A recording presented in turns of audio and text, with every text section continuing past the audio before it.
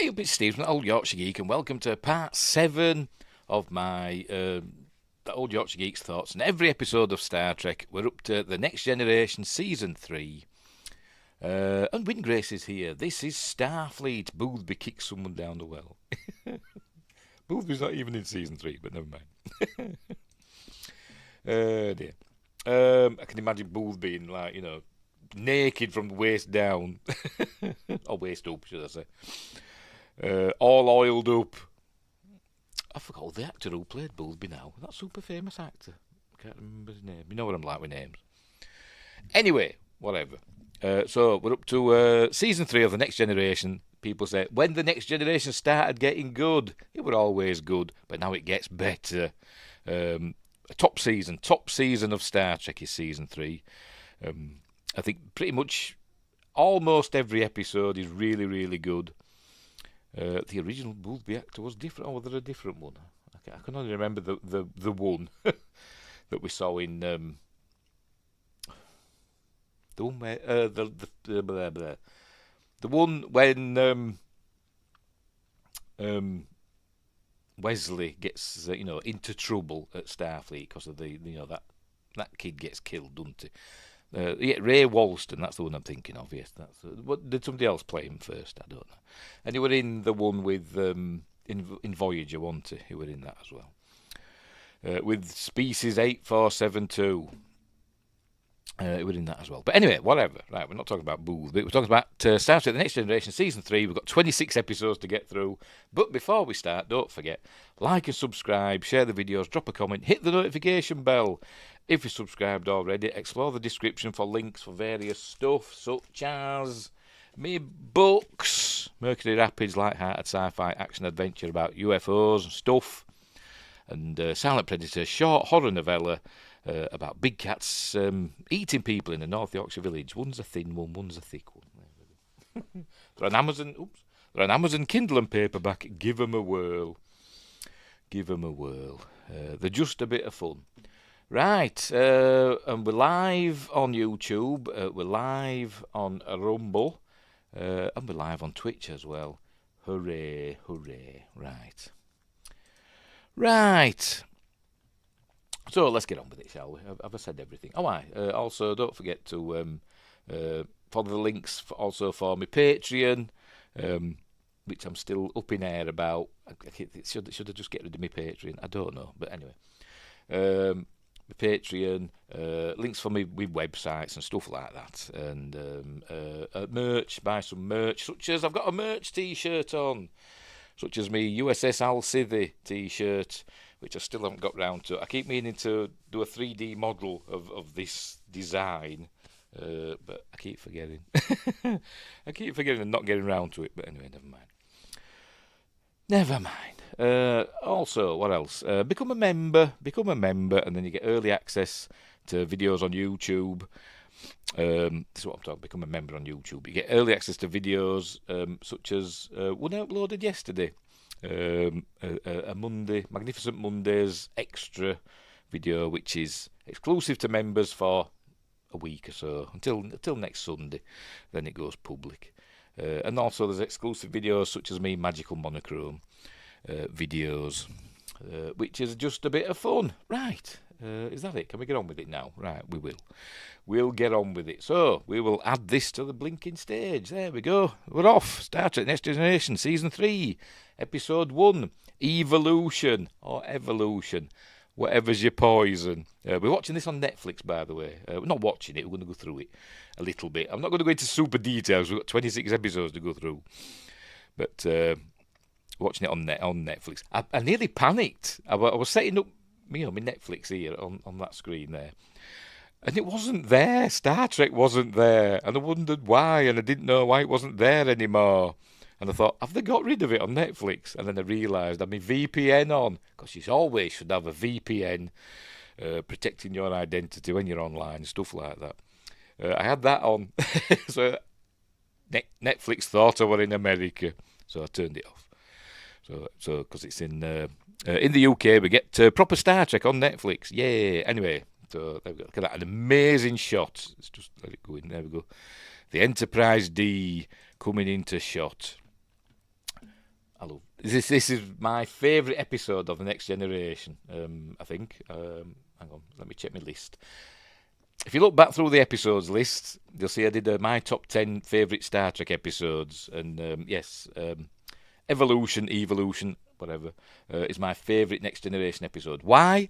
I don't really know, because there's amazing episodes of Star Trek, but for some reason, I love this episode. It's a bottle show. It takes place entirely on the Enterprise D, and it's not, a universe-ending story. It's just a little story about some nanites that have decided they want to be intelligent. But anyway, I love this episode. And Wingray says, Captain's log, we ditched Pulaski somewhere. I don't know where. No, we're not even told what happened to her in this. All we know is Beverly's back. She spent a year at Starfleet Medical, we're told. Anyway, so here comes the Enterprise. There it is, look. So the Enterprise is bringing Dr. Paul Stubbs to this star. It's a binary system, and the smaller star in the system is swallowing up. Hang on, where are we? Is swallowing up energy from the bigger star, and every so many years, it gives off a flare, a bit like what was supposed to happen recently in that star in Corona Borealis. Can't remember the name of it, but that was supposed to happen recently. Did it happen? I don't know. I remember it being on the news saying people are looking out for this a star, a flare-up, a nova, I suppose you could call it, in Corona Borealis. I don't know if it happened or not, but it was due to happen. It happens every 80-something years. And I don't know if it happened. Nobody said. Maybe it missed it. I don't know. But anyway, that's what this is doing.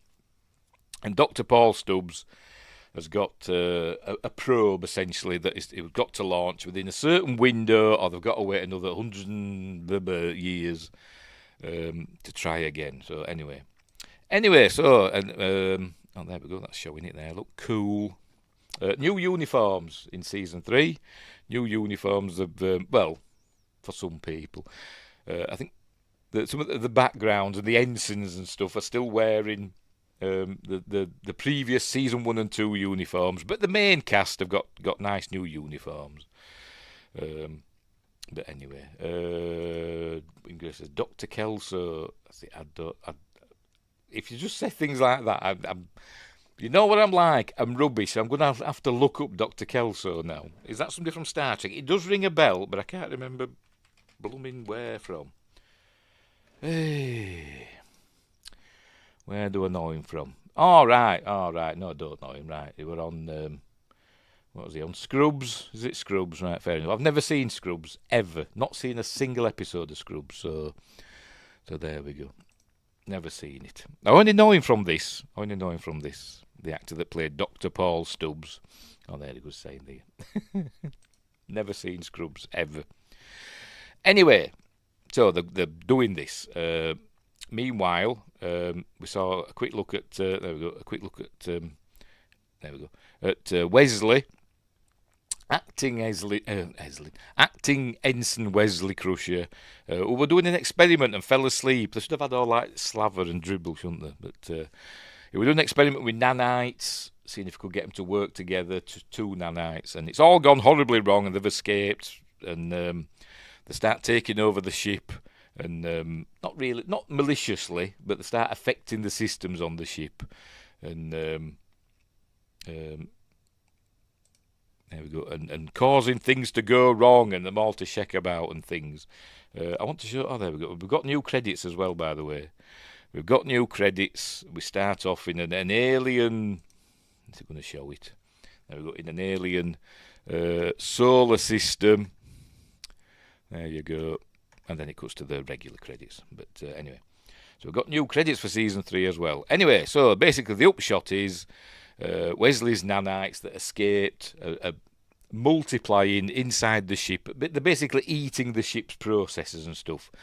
And causing damage to the ship itself. And they've got to work out a way to get rid of them. And Dr. Stubbs kills lots of them with a gamma ray burst or something. So they start retaliating against him, which proves that they're intelligent. So they've got to learn to talk to the nanites, and they do that using data.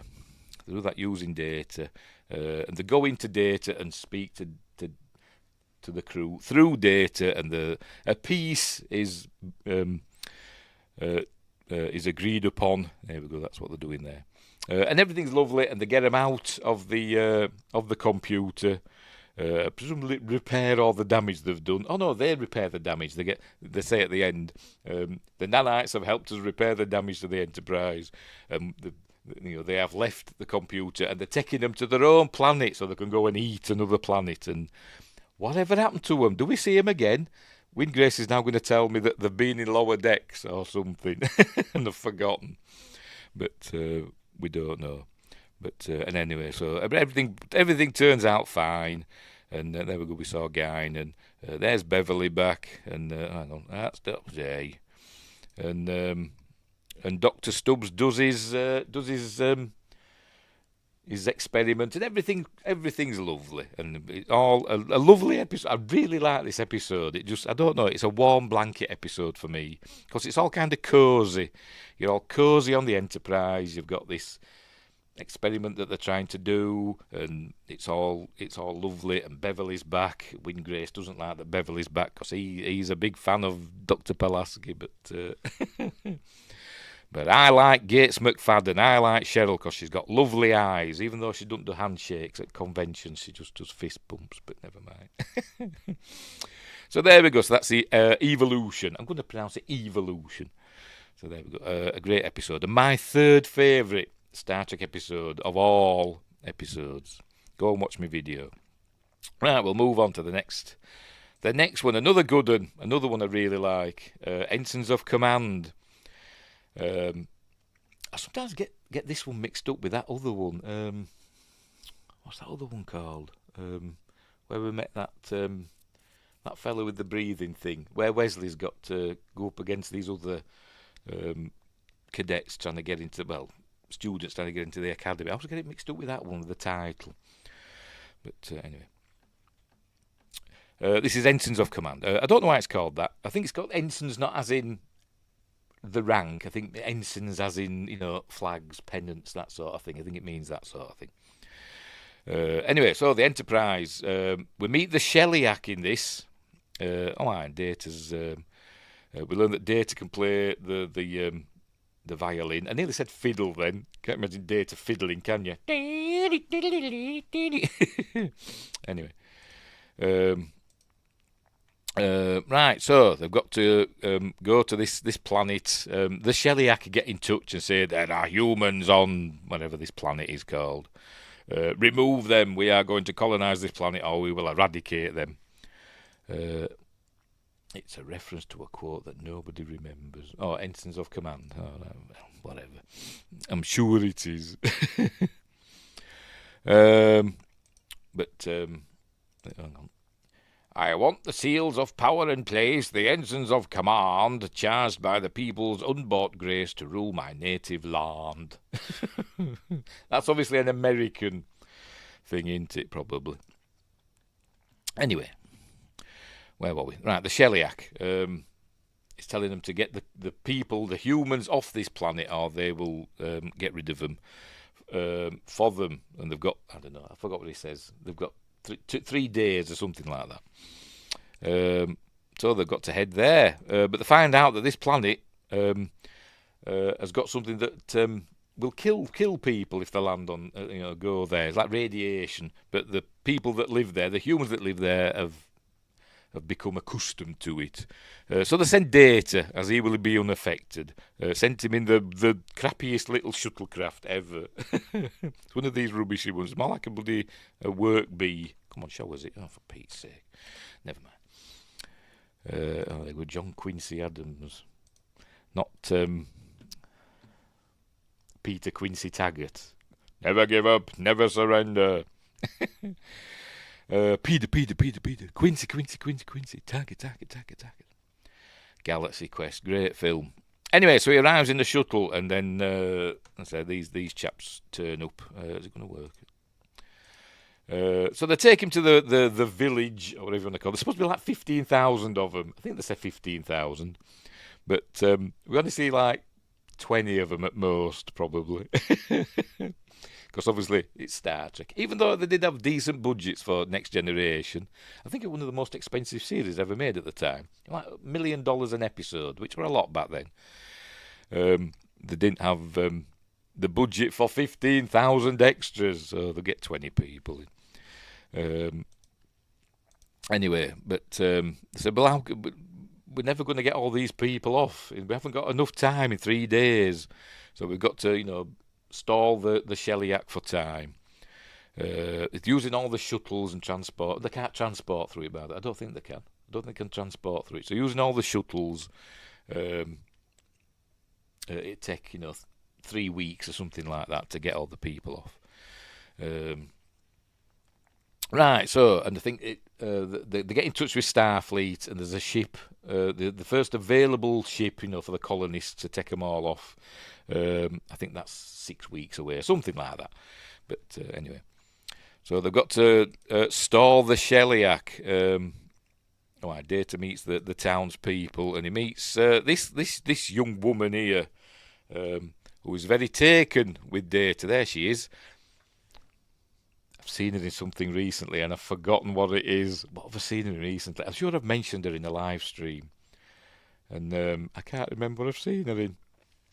Oh, what was it now? What was it? Because I said, I looked her up. I said, oh, yes, it's her from Star Trek. She plays somebody's mum, and I forgot what it is, but anyway. Apparently, the Shellyak is the same costume as Armus, but without the grease. All right. I always think the Shellyak looked like... I forgot the name of the aliens in the original series. The ones that look like lumps of rock, that they have Abraham Lincoln and all that fighting. That episode. I think they look like those. I forgot what the bloody call them now.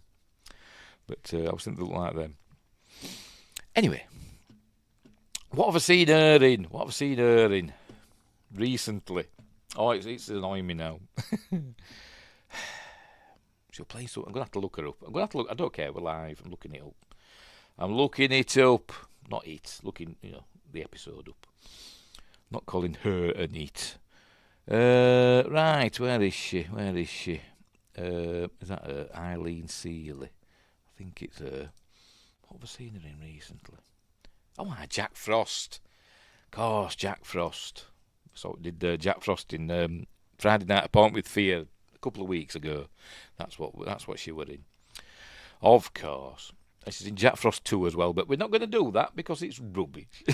I mean, Jack Frost 1 is rubbish, but Jack Frost 2 is proper rubbish. Anyway.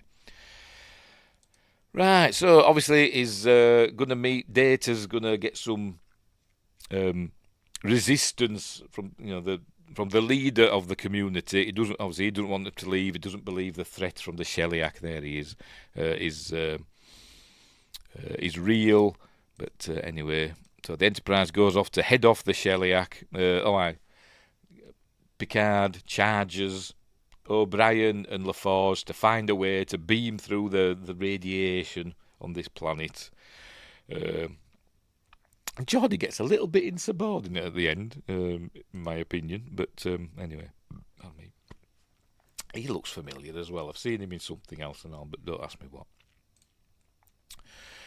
Anyway, so Data is forced to destroy this. I don't know how it works, but destroy this aqueduct system that they've built that brings water down from the mountain. And Data's forced to destroy it with his phaser. I'm not exactly sure how it destroys it, but oh, there's the Shellyak. Look, they remind me of them. Oh, never mind. They remind me of them aliens off that original series episode. Where is it? We've not got to that bit yet, have we? It's coming up. Anyway, while Data's destroying their aqueduct with a single phaser, it's like it goes up in like a chain reaction. I don't know how, but it just does. And destroys it all. Picard uses his intellect, and because the Shellyak are sticklers for the rules and sticklers for. Hello, Adam Green. Hello, welcome to the show. I love Star Trek, says Adam Green. So do I. The Shellyak are sticklers for the letter of the law and of the treaty and stuff like that. And Picard plays them at their own game and says, right, I call upon the right of arbitration. They say, fair enough. And he says, right, so I want this other species to be the arbiters. And but unfortunately, they're in their hibernation cycle, which they will wake up in 6 months, and then they'll be happy to continue this at that time. And so the Shellyak say, all right, fair enough, you've got your time to get these people off. So it all ends up being okay. In the end, they get the people off, and everything's cool. And Data does a sterling job. And everybody's happy, and there we go. That's the Ensigns of Command. Adam, this is my birthday coming up soon. Very good, very nice, very nice. Hope you get some nice presents, and happy birthday for when it arrives. So there we go. So that's the Ensigns. A really good episode. And next up, episode 3, is The Survivors. Another one I really like. Really, another one that I love.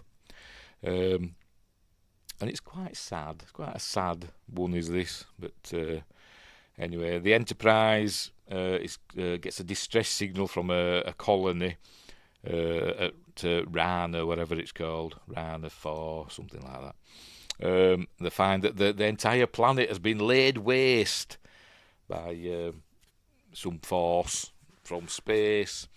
The distress signal said that they were being attacked by an alien ship. And the entire planet's been laid waste, apart from one little postage stamp. Is it going to show it? Am I going to land on it? Probably not, because you know what bloody Netflix is like. By the way, we see Councillor Troy in this dress a lot in season 3, this bluey, turquoisey dress, whatever. Why? Don't know. We just do see it a lot. Maybe it's because it's showing off a bit of cleavage, but anyway. See if we can see this. There we go. Little postage stamp of green amidst all the devastation. Kind of reminds me of that film. Is it The Arrival? The one with Charlie Sheen in it, not the Denis Villeneuve one that's rubbish. The one with Charlie Sheen in it, with the aliens whose legs bend backwards. It always reminds me of that. But anyway, it's a little square of green in there with a house in the middle of it. And there, the survivors are there. 2 old people. So they've got to go down, the beam down. This is the one where Worf says, good tea, nice house. It's that one. And obviously they don't want to leave. They've been there for a while. These 2 old people. Adam says, my favourite Star Trek series is Voyager at the moment. I love all classic Star Trek. I don't know why a lot of people don't like Voyager, don't they? I don't know why. I think Voyager's really, really good. I like Voyager as well. But anyway, so there's just this old man. Don't ask me that. I forgot the bloody names. Hang on, let's have a look. Yeah, it doesn't bloody say, does it?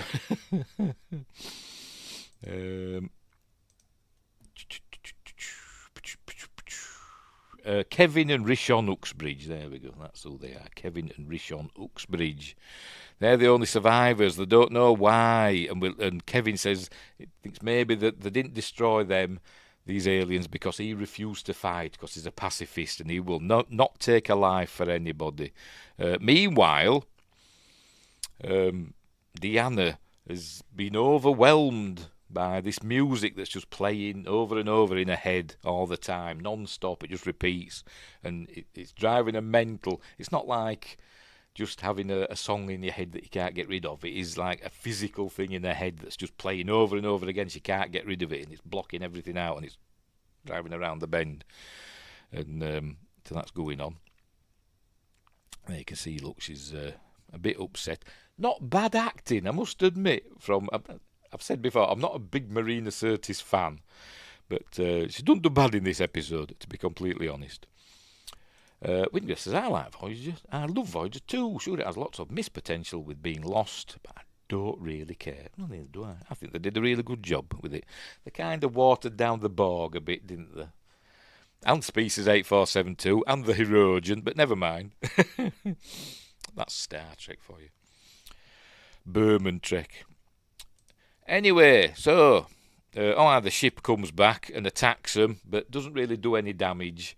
And then it heads off out, so they go chasing it. So they get the feeling that they're being lured away from the planet. So they head back. And anyway, the upshot of this episode is the aliens come back, they destroy the Uxbridges, or it seems that they do. So Picard says, well, there's no reason for us to stay here. So they head away. But then Picard, obviously is suspicious about what's going on. She's still bothered by the music. So they go back, say, we'll go away for a bit and then we'll come back. And when they come back, the Uxbridges are there again. So they're wondering what's going on. The ship starts attacking the Enterprise. The alien ship comes back, starts attacking the Enterprise. With more gusto this time. But anyway. So it turns out that Kevin Uxbridge is not human, and what happened? I forgot the name of his. He's a what is he? Oh, it's a weird name. Just a minute, I'll say it. Dowd. That's it. He's a Dowd, an immortal being who's all glowy. And in human form, he visited Earth or whatever, in human form, and fell in love with Rishon, and then married her, and they moved to Ranafor. But then it was attacked by the Huznok, who was the aliens that were in the ship. But he refused to fight, and because he's endowed with powers, yes, probably. Oh dear. He refused to fight, but Rishon didn't, and she went out and she got killed. So he's essentially recreated her and their house and everything. But she doesn't know she's like essentially a figment of his imagination. But I don't know. Is she real? Is she? I don't know. She seems real. But anyway, but it turned out he killed the Huznok. He destroyed the Huznok ship, and not only that, he wiped out every Huznok everywhere, billions of them. So he feels shame for that, obviously, and he's trying to make it up by bringing his wife back. Whatever. But anyway, he cures Deanna. He stops the music. That were him. The music was because they were trying. I don't know. They were trying to block her out or something from reading his mind to find it, so that she couldn't work out that he wasn't human. But it went a bit far. He didn't realise it had affected her that bad. Anyway, so that's it. We're all not a ruse, but it were all. The damage had been done. The Huznok had been destroyed Ranafor, and so he destroyed all the Huznok, and it was done with. So, but anyway, but he brought his wife back. Why did he bring all the? Maybe he couldn't. I don't know. Maybe he's not that omnipotent. I don't know. But anyway, brought his wife back. But I think they're just going to leave him there. They're going to leave him back there on Rana 4. And like I say, it's quite a tragic episode in a way, but a really, really good one and really well acted. He says, poor guy in real life too. I have no idea. I don't even know who he is. Who is he? Let's have a look. Why is he a poor guy in real life? John Anderson. Let's have a look. Passed away in 1992. I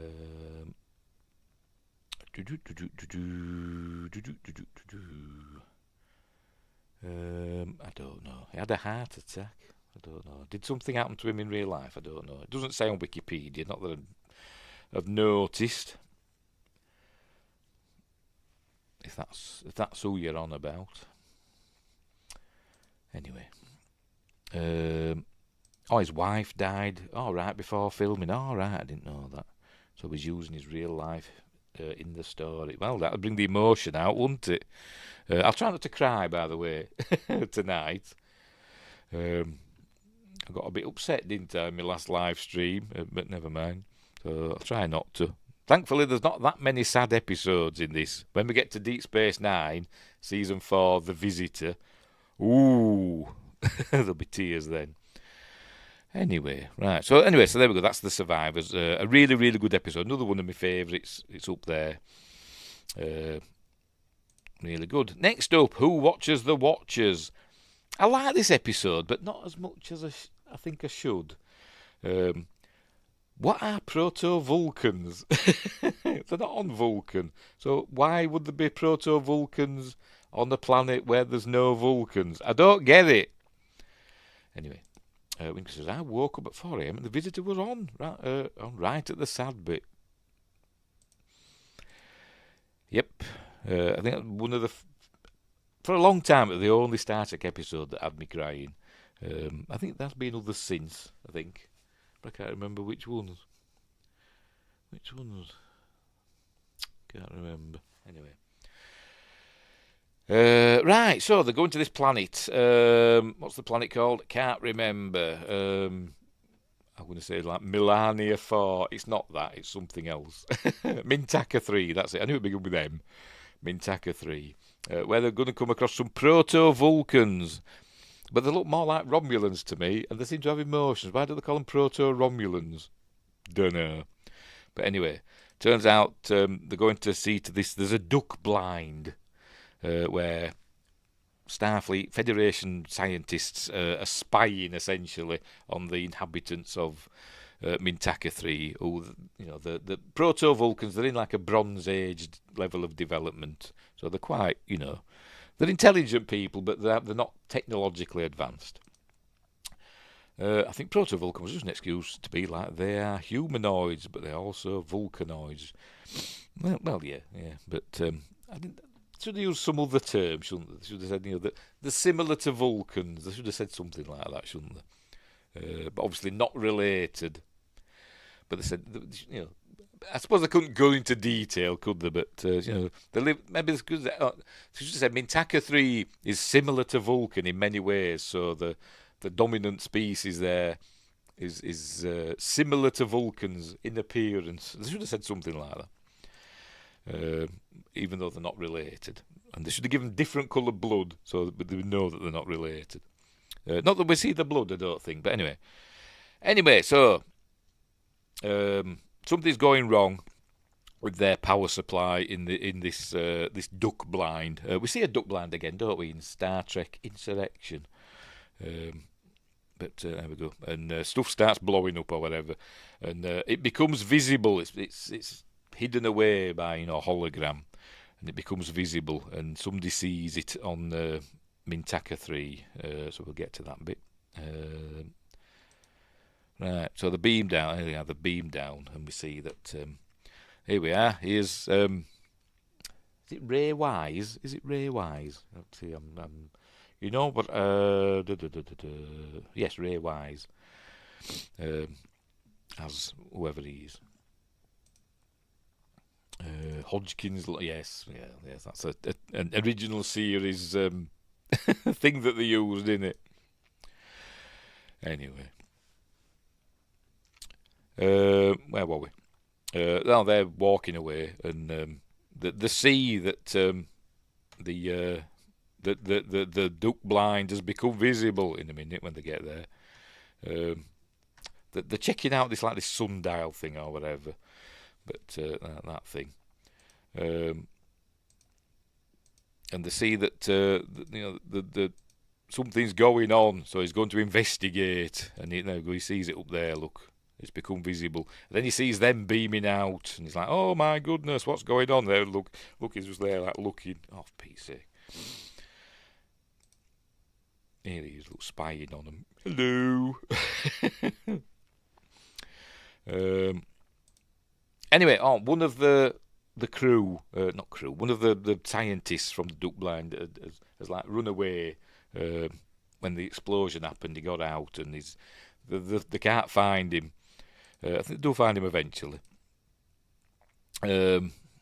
He gets hurt, by the way. He falls down and hurts himself. They beam him up to the Enterprise, try and keep him unconscious, but he wakes up and sees stuff, and he sees Picard, and sees that Picard's in charge, so they call him the Picard. And they try and, because the proto-Vulcans, she thinks that she can wipe his memory, but obviously they're different enough that the memory wipe doesn't work. So he remembers everything he's seen. So he goes back, and they essentially, they essentially think that the Enterprise crew are gods because they're all super technologically advanced. Oh dear. So basically, the Prime Directive has been flouted inadvertently. So what they do, they send Riker and Deanna down, disguised as Mintakans. Pulaski had no problem wiping an alien's memory. I can't remember. Which one was that one? I know only last season, wasn't it? But I've slept since then. Pulaski's a better doctor than Beverly, in my opinion.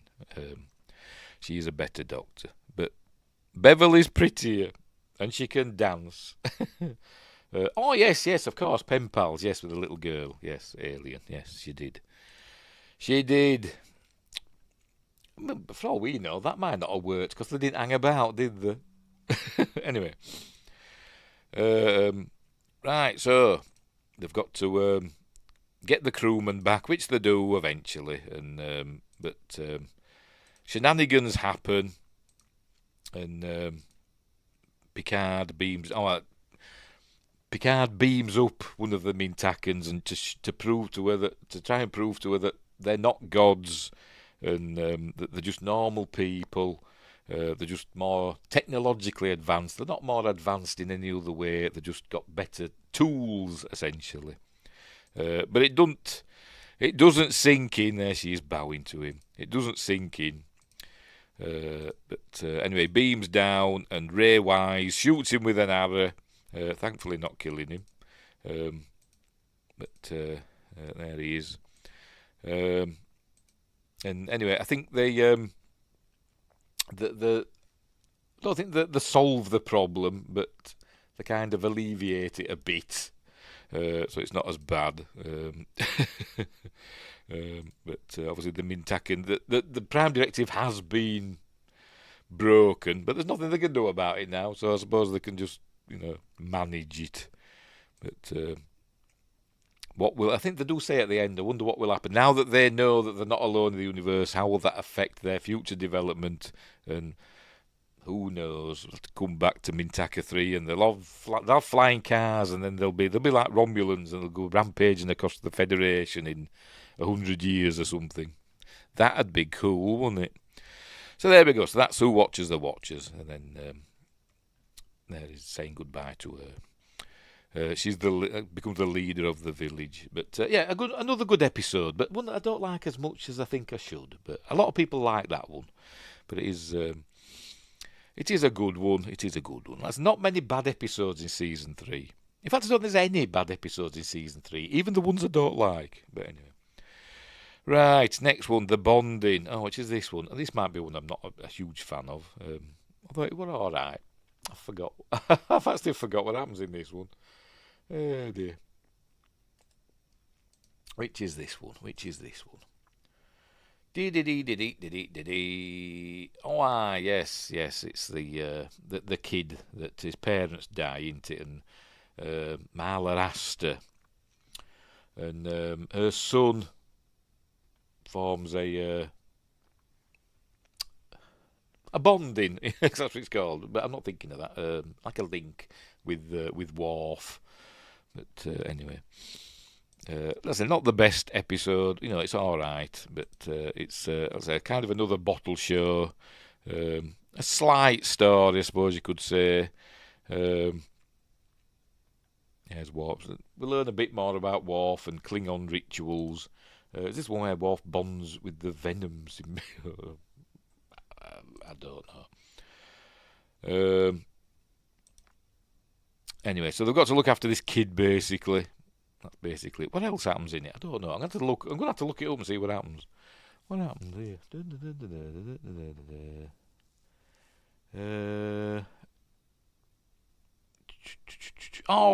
Yes. Is it that? Tell you, I've only watched it not so long since, and obviously it's not an episode I'm a huge fan of, so it hasn't sunk in. Something from the planet is making Marla Astor's form appear, but it's not like a ghost or anything like. It's like the energy from the planet is taking her form for whatever reasons. I can't actually bloody remember, but anyway, so it's that one. Does it try and take him away? I can't actually remember. I can't remember if the presence tries to take him, back down to the planet. I don't know, but anyway, it's that kid. I've seen him in other stuff. What else? Oh no, he's the kid from RoboCop 2, isn't he? The little sod who's in charge of the drug dealers and stuff. It's him, isn't it? Not that it's showing him again. Pete's sake, there he is. It's him. So they do the Klingon ritual, and that's it. And then we move on. Whatever. I'm not a big fan of that episode. That might be my least favourite episode. Even the Luxana Troy episodes. I don't like Luxana Troy episodes either. Although we all love Majel Barrett and all that stuff, I don't like Luxana Troy. She gets on my nerves. Which I suppose she's supposed to. But anyway, moving on. That's the bonding here. Whatever. Booby Trap. Another really good episode. I really like this one. Even though we do have Geordie trying to be romantic, and he's been rubbish at love. Anyway, is this the one where he creates Leah Brahms on the holodeck? I think it is, isn't it? But anyway, he's on the holodeck here, not having a very good date with whoever she is. She said, "I don't like you like that, Geordie." So I'd just thrown the drink in her face. I said, "Well, piss off then." That's what I said. I nearly proper swore then. What are you doing here then? My intentions are obvious. So just let me down gently. Bugger off. That's what I just said. So anyway. Right. So they find a Premelian battle cruiser, whatever, in this asteroid belt. Is this the one with the USS Yamato? Is it this one? Is it the one with the USS Yamato? Or is that another one? I can't remember.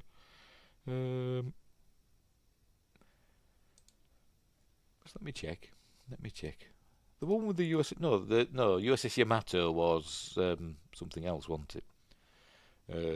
That was in last season, wasn't it? That one where the USS Yamato blew up. So it's not that one. Anyway, so they find this Premelian battle cruiser, and it's something in the asteroid field is affecting the Enterprise's systems. The Enterprise gets a lot of contagion. That's it. And that was last season, wasn't it? That were the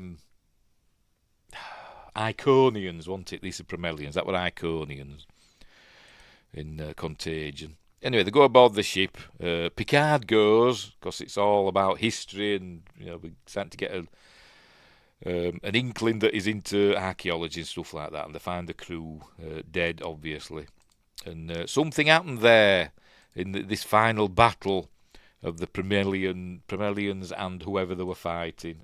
Does it say? I can't remember.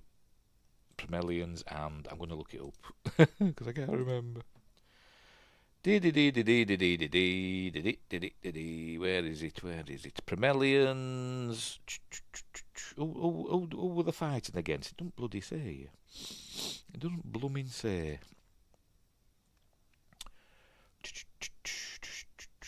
Menthars, the Menthars and the Promelians.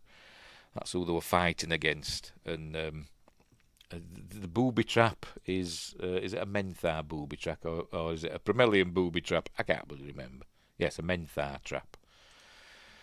That the more power that they use, the more is drained by this booby trap, and they're trapped there forever.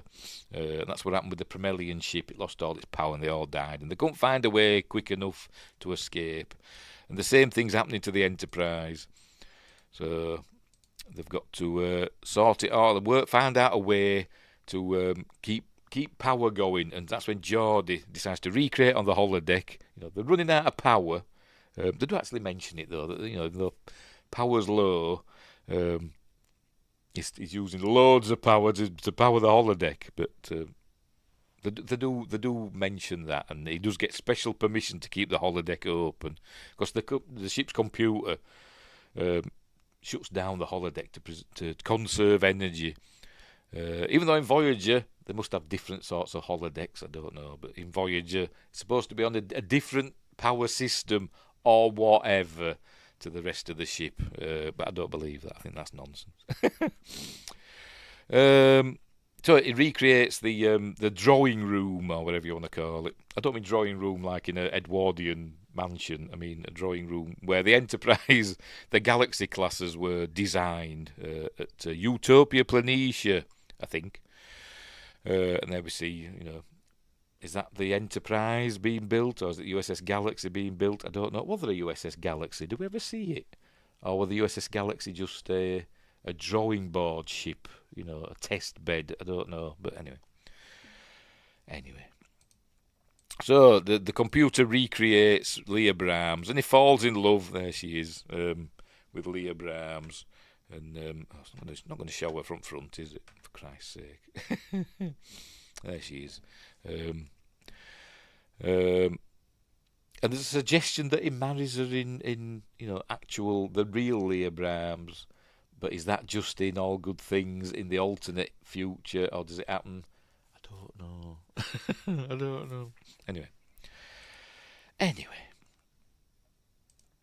They didn't build the Enterprise D on the surface of the Earth.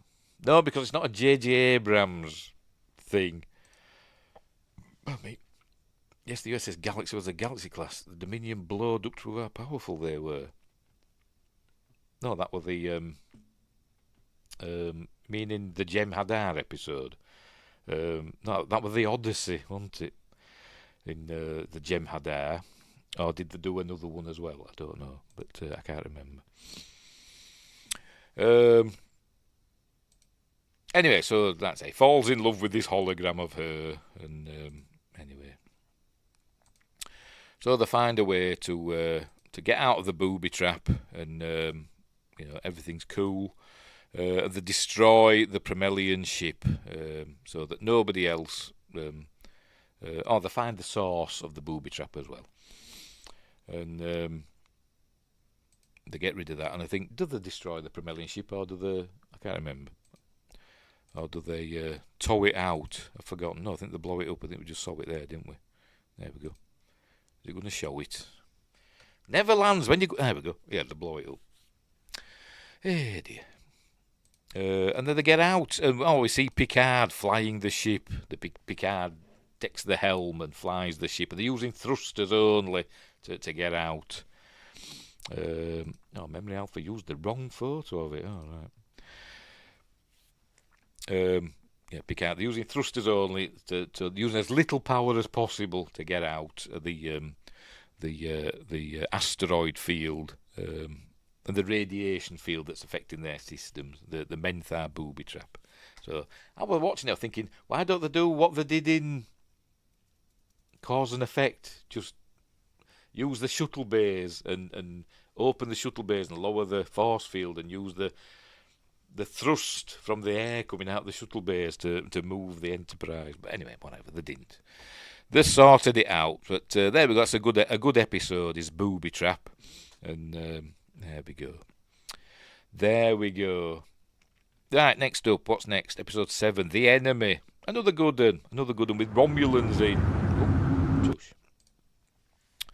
Where they're on Galandon Car, and I always thought Galandon Car.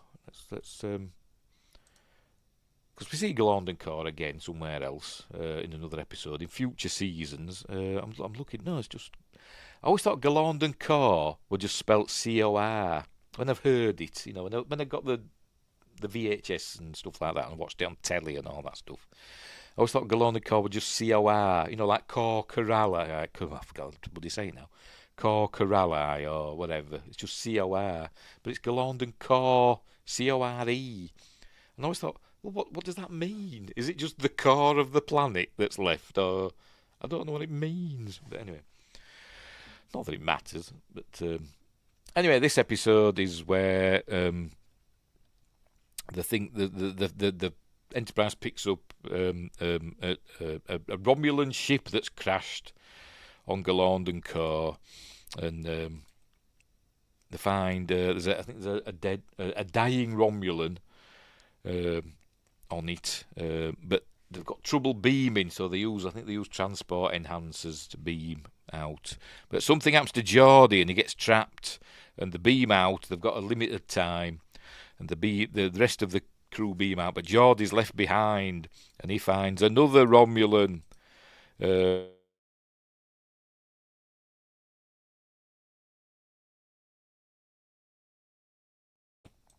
So he's trapped on the planet, and they don't know what's happened to him.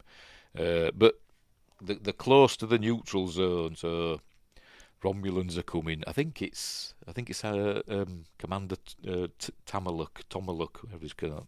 Andreas Katsoulis. He's appearing again. Is this his second time? I think it's his second time, isn't it?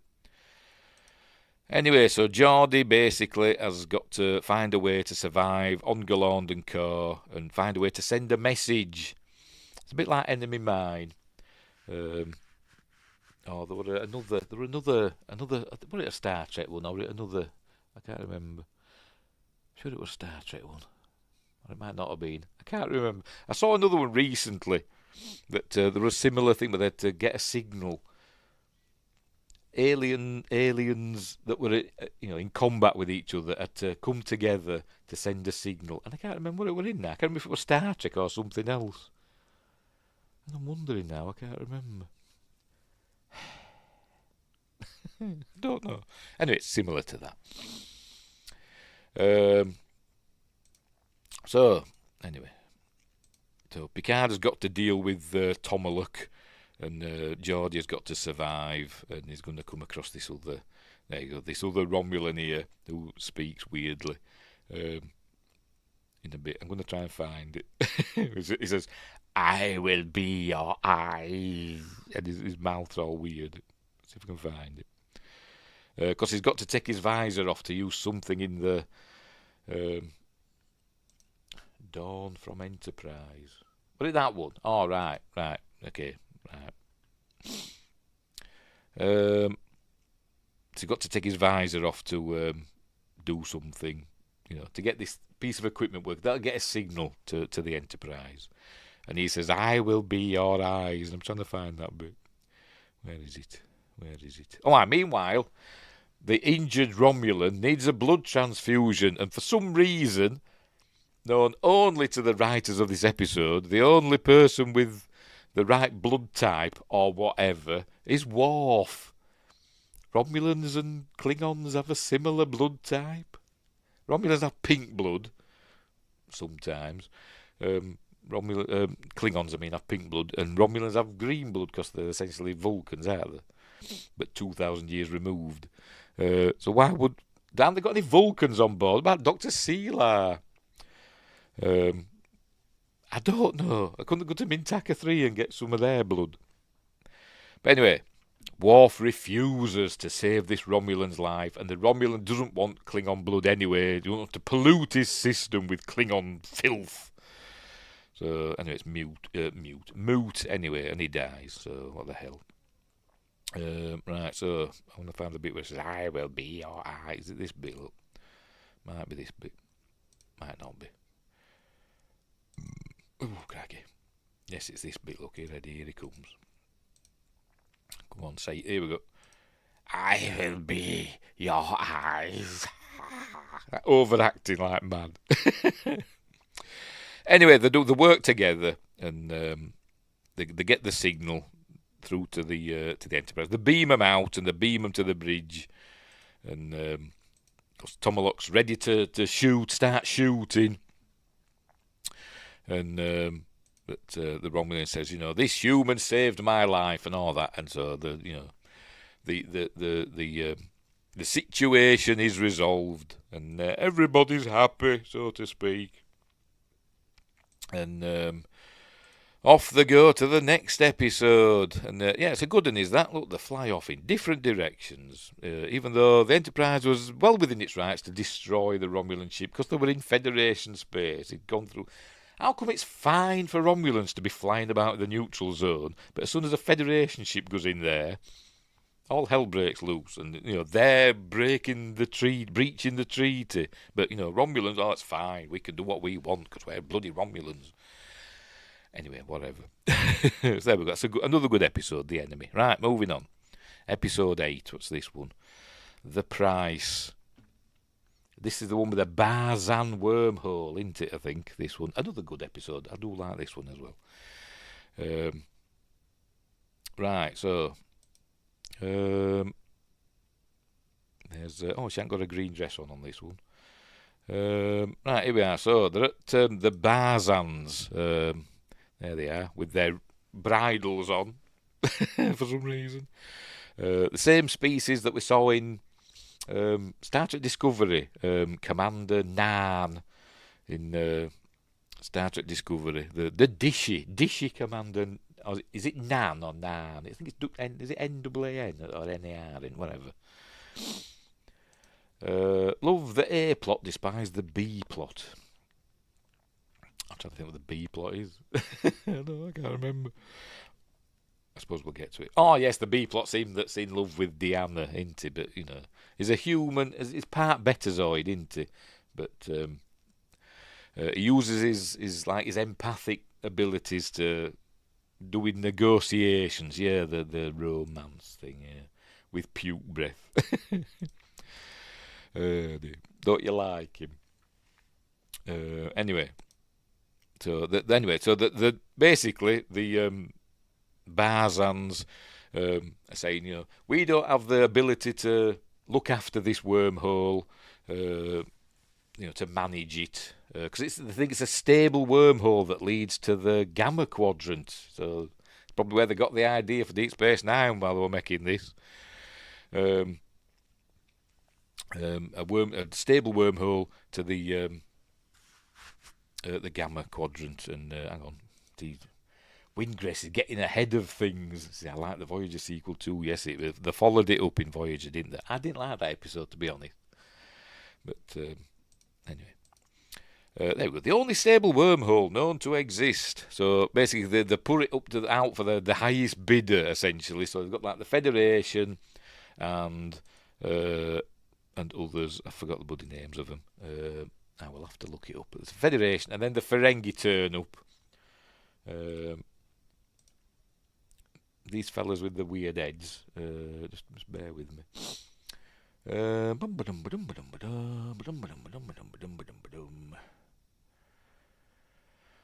It doesn't say. Is it Chrysali? There's a Chrysali, but I don't see any of them. We've got this fella called Devinoni Ral, which is a weird name, but never mind. He's an empath, and he's the one that falls in love with Deanna. Or does he? I don't know. I'm not sure about him. But anyway, so they've got the Ferengi arrive. They say, they weren't invited, so they cross, and the Barzan say, "Oh, they're fine, let them in." But obviously, they're going to start causing bother because the Ferengi, aren't they?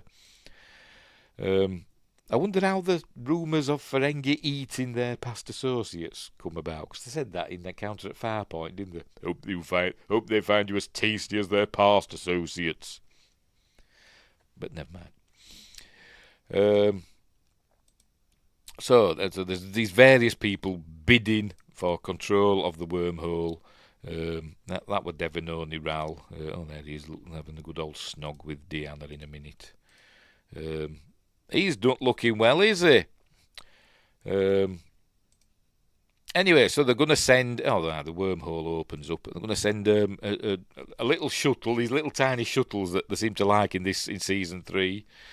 There you go, Data and Geordie are going to go and check it out. They're going to go through it just because for... And the Ferengi also decide to head through. There you can see it. It's not showing it, it's a bloody thing. There we go. It's not exactly the Deep Space Nine wormhole, is it? But never mind. There we go. They go through it, look. It just opens up a big donut in space for them to fly into.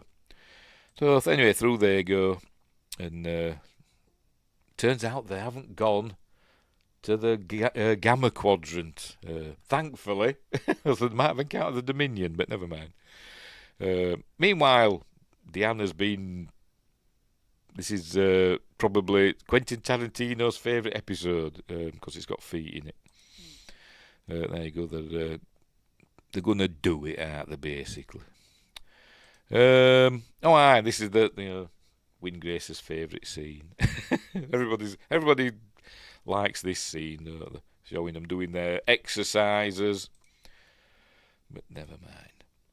Him, I don't know I can't remember what his species is, but he's got a massive head. It looks like he's got a big croissant on his head, doesn't it? Anyway. So Devononi Ral basically weasels his way through the negotiations and all that stuff, and he wins the bid for the Chrysalis, or whatever they're called, that we never see. He wins the bid for them. But it turns out the wormhole is worthless, because although this end of the wormhole is stable for now, the other end moves about periodically, so you never know where you're going to come out. So it's worthless, essentially. And they also said that this end of the wormhole will also become unstable over time. So there's no point in controlling it. So never mind. And also the Ferengi get stuck in the Delta Quadrant. That's what happens because they refuse to follow Geordie and Data back through the wormhole, and they get stuck in the Delta Quadrant when it closes. And we see them again in Star Trek Voyager. They end up on a planet in Star Trek Voyager and become rulers of that planet. And the Voyager crew encounter them. So there we go. And that's about it for the price. Deanna falls out with this fella. He says, "I'm sorry, but, whatever." Yeah. It's okay. It's a decent episode. Apart from that bit. But I suppose they had to fill up the episode with something. But the bit about the wormhole is interesting. And we see the Barzans again, don't we, in Discovery. But anyway. Stuck in the Delta Quadrant to the tune of Aerosmith's "Love in an Elevator." Stuck in the Delta Quadrant when they're going down.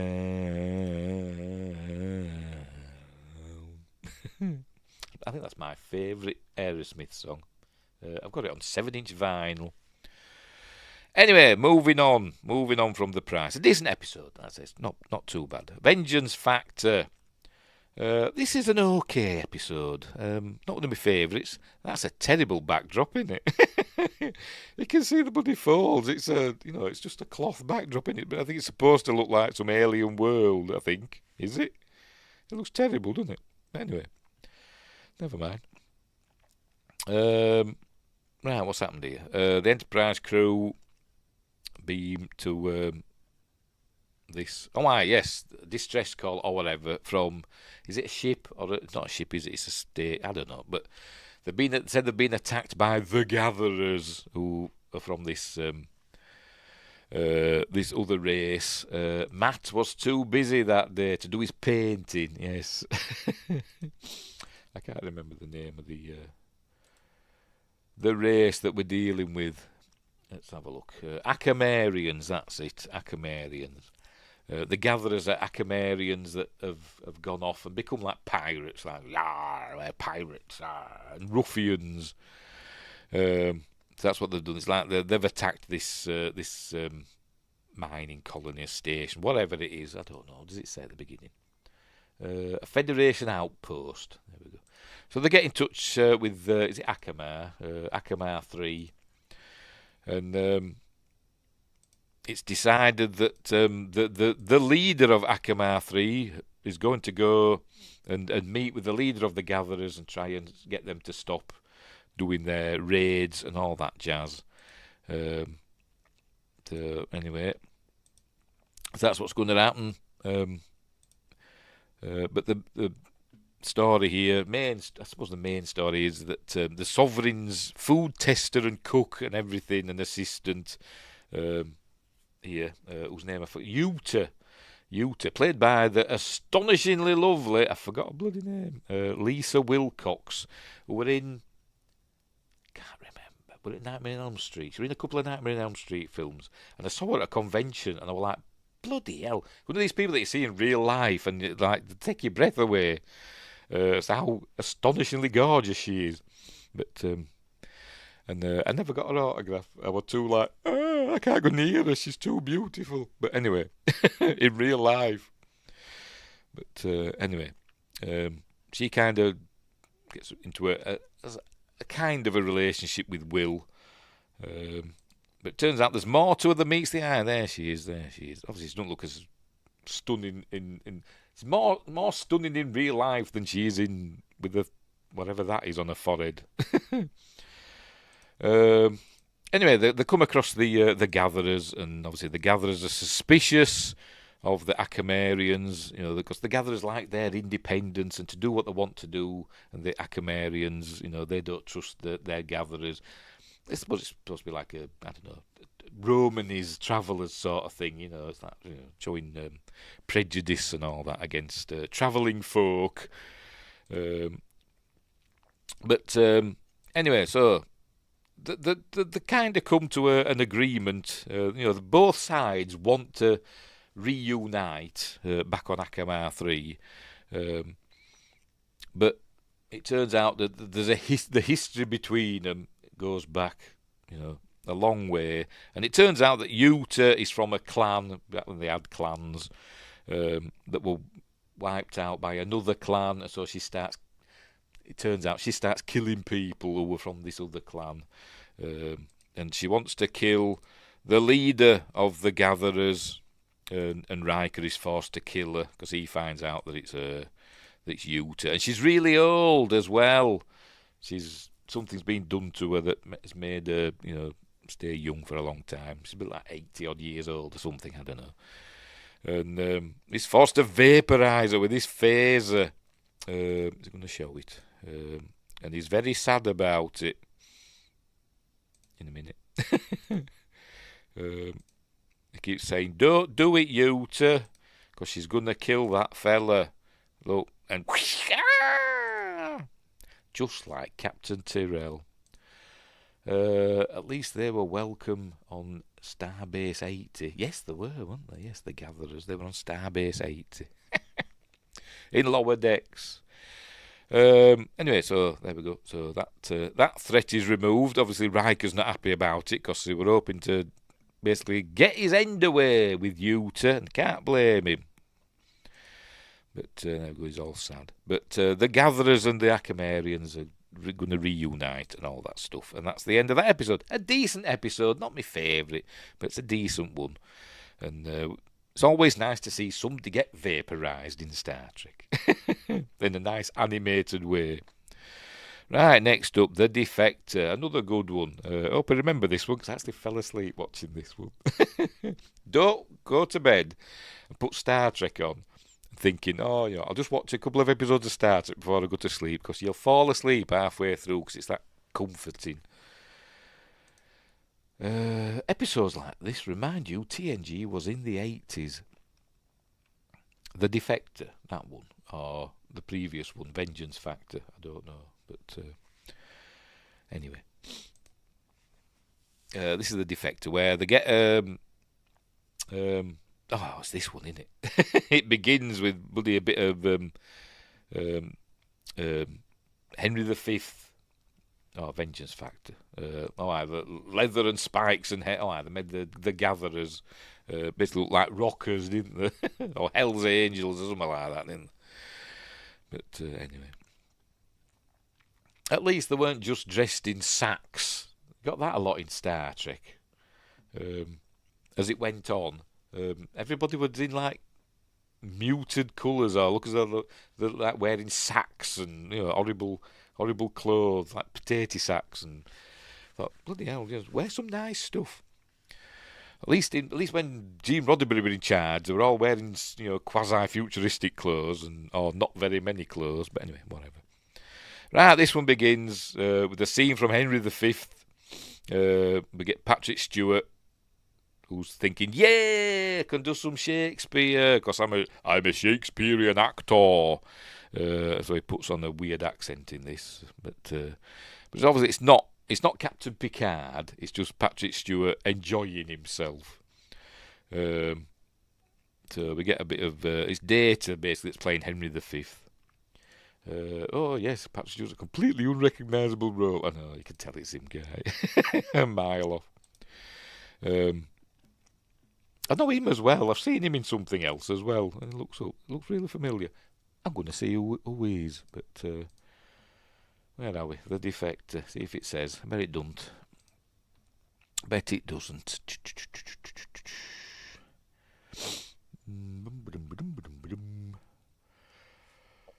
Oh, pardon me. Does it say who the other fella is? No, I don't. I'm going to have to look on IMDb. I'm looking on Wikipedia at the minute. The Defector at IMDb. Let's have a look, see what that says. Because he looks familiar.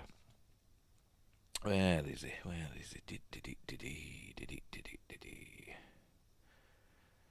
It's saying. It doesn't blooming say. As we have a all cast and crew. Let's have a look.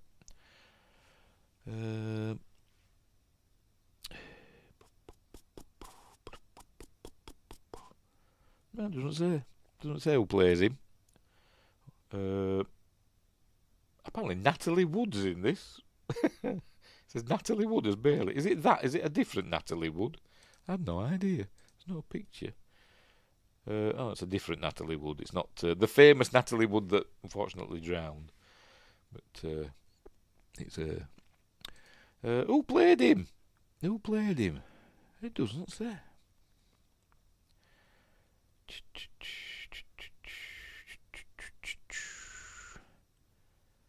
Is it him? John Bates. Is that John Bates? Let's have a look. I haven't got a very good photo. Is it him? I have no idea. But he's got one of them faces. Anyway, whatever. Never mind. Right, well. So we see a bit of this, and it's it's Henry V walking amongst his soldiers and stuff like that, unrecognisable, blah blah blah. And Picard has suddenly become an expert in acting. Oh, well done, Data, and all that. And what does Picard know about acting? I don't know, but he's giving him advice. But anyway, I wonder if Patrick Stewart had a hand in writing this episode. Yeah, that's Simon Temple. That's what I was looking for. But I didn't know if it were him or not. I don't know. Because he looked different, didn't he? So never mind. Right. So anyway, right. This A Romulan shuttle is coming through the neutral zone, or scout ship. A Romulan scout ship is coming through the neutral zone with a there we go, with a Romulan warbird in hot pursuit. So they put the there we go. There it is. There, look. They put the shields around the scout ship to protect it from the Romulan warbird. And then the warbird just flies away and off it goes. I think in this they say put the shields around the ship when it gets to 5 kilometres. Oh, that's not bloody 5. I think they say 5 kilometres. Let's go back a bit and see if it says it. See if I can find it in the subtitles. At that range, hang on a second, I've gone a bit too far, haven't I? Look, it's being shot at, look. Come on. Scout ship severely damaged, sir. Come on, get on with the bit that we want to see. Oh, for Pete's sake. I'm going to get a bloody copyright strike at this rate. There we go, yeah, 5 kilometres. I thought I said 5 kilometres. And then we get to that bit, and that's obviously not... Oh, for Pete's sake. It's obviously not 5 kilometres, is it? If 5 kilometres away, the Enterprise would be I swore then, it'd be a dot in the distance, wouldn't it? They do that a lot in Star Trek, don't they? Have you noticed? They say, oh, something's like so many thousand kilometres away, and then they show it, and it's right next to them. Whatever. According to Memory Alpha, but the other role was credited as S.A. Templeman. Okie doke. I won't look in on Memory Alpha. It did look familiar, but I don't know. I probably don't know him from anything. Anywho, the warbird just flies away, and then there's something suspicious about it. Turned out that it's as though they were just half-heartedly shooting at the scout ship, as though they wanted him to escape, whoever's on board. Anyway, it's this fella here. He says he's an intelligence officer. It's not what he's showing him, is it? Never does. There he is. He's a low-level intelligence officer wanting to defect. He's got information that the Romulans are planning an invasion of the Federation. Obviously, he wants to prevent a war, and so they're a bit suspicious of him. But it turns out he's an admiral. He's Admiral Jarek, and he wants to. Although he's defecting, he doesn't. He wants to stop a war that he thinks will destroy the Romulan Empire. It turns out it's not true, because they go to this planet where he says that they're setting up a base, a cloaked base. Fun fact, Simon Templeman is married to Rosalind Chow. Very good, cool. I'm going to have to look him up now.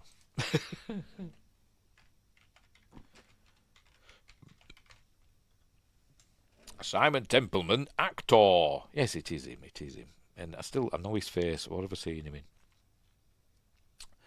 IMDb. Right, let's have a look. Known for... Oh, he does a lot of voice work, but I don't know his voice. In the Orville. Played a Krill in the Orville. But obviously that's not... I don't know him from that.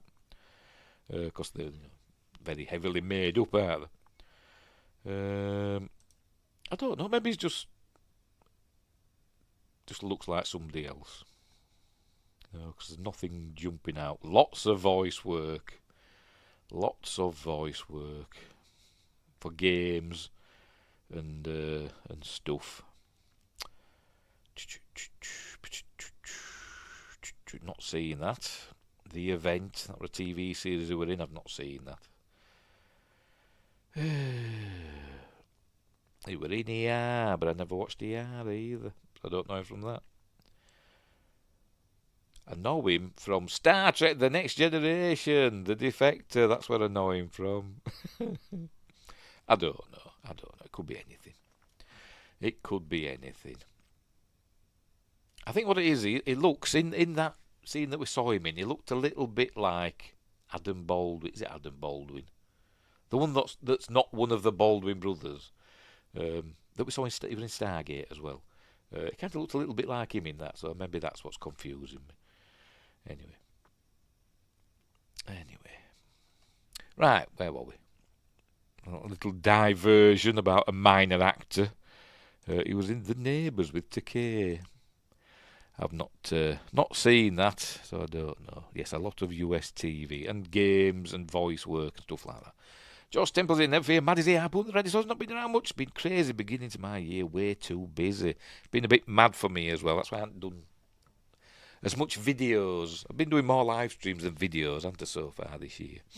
But anyway. Where were we? I forgot what I was talking about now. It turns out it's Admiral Jarrock, and he says they're building a cloaked base, and they'll be able to launch an invasion of 15 Federation sectors and all that stuff. But it turns out we're all a ruse. The Romulans suspected that he was, going to defect. The suspected is they had suspicions about his loyalty to the Romulan Empire, and he played right into their hands. There's no base being built and all like that, and so anyway. But obviously, the Federation Starfleet wants to keep him around, and question him. But it's one of these where they're over by the neutral zone, so that they're quite a long way from Starfleet Command. So it takes like 3 hours or something for a message to get to them. They did a similar thing, didn't they, in Balance of Terror, where the Enterprise they ended up do it so that whatever decision the captain makes, is final, because they're out of contact essentially with Starfleet by several hours. It's a plot device, because other times they just talk backwards and forwards, don't they, in a normal conversation. But in this one, there's a time delay. But anyway, the upshot of it, because he's being used as a pawn, he takes a poison and Minecrafts himself. And it's quite tragic, and he leaves his family behind. Don't know what happened to his family. Well, he's got wife and kids and stuff like that. He says he's doing it for them, stopping the war for them.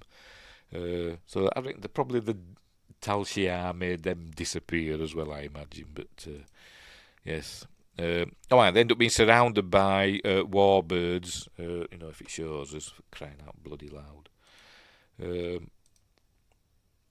It's Tomaluk again. Yay. See him a few times, don't we? Come on, show us the warbirds, for crying out pigging loud. Anyway, but Picard outsmarts them. They get surrounded, but he brings some Klingon birds of... There we go. Klingon birds of prey with him. So, anyway, there we go. I keep muting it. It keeps unmuting. And the Romulans fly away, because they're outnumbered. You'd imagine that a few warbirds would make short work of some Klingon birds of prey, wouldn't you? But obviously not. And so obviously he's realised he's being used, and he goes and Minecrafts himself, and it's all very tragic, and that ends that episode. There we go. It's all right as a defector. I don't mind it. It's like an espionage episode, I suppose you could say, wouldn't you? Speaking of espionage, I've started watching Designated Survivor. I don't know if that's an espionage thing, I don't know, but I've heard it's good, so I started watching it tonight, so I'm going to carry on, because it's Kiefer Sutherland, and I just keep watching it and thinking it's Jack Bauer. He's going to start going in and torturing people for information and stuff, but anyway. Never leave home without your birds of prey. No, he doesn't. He's always calling him favours, isn't he? It's Picard. Anyway. So, there we go. That's the defect. A decent episode. Moving on to episode 11, which is this one. The Hunted. Which is this one. Oh, dear. I'm going to have to just check. I can't remember. Oh, yes, it's him. Yes, it's the...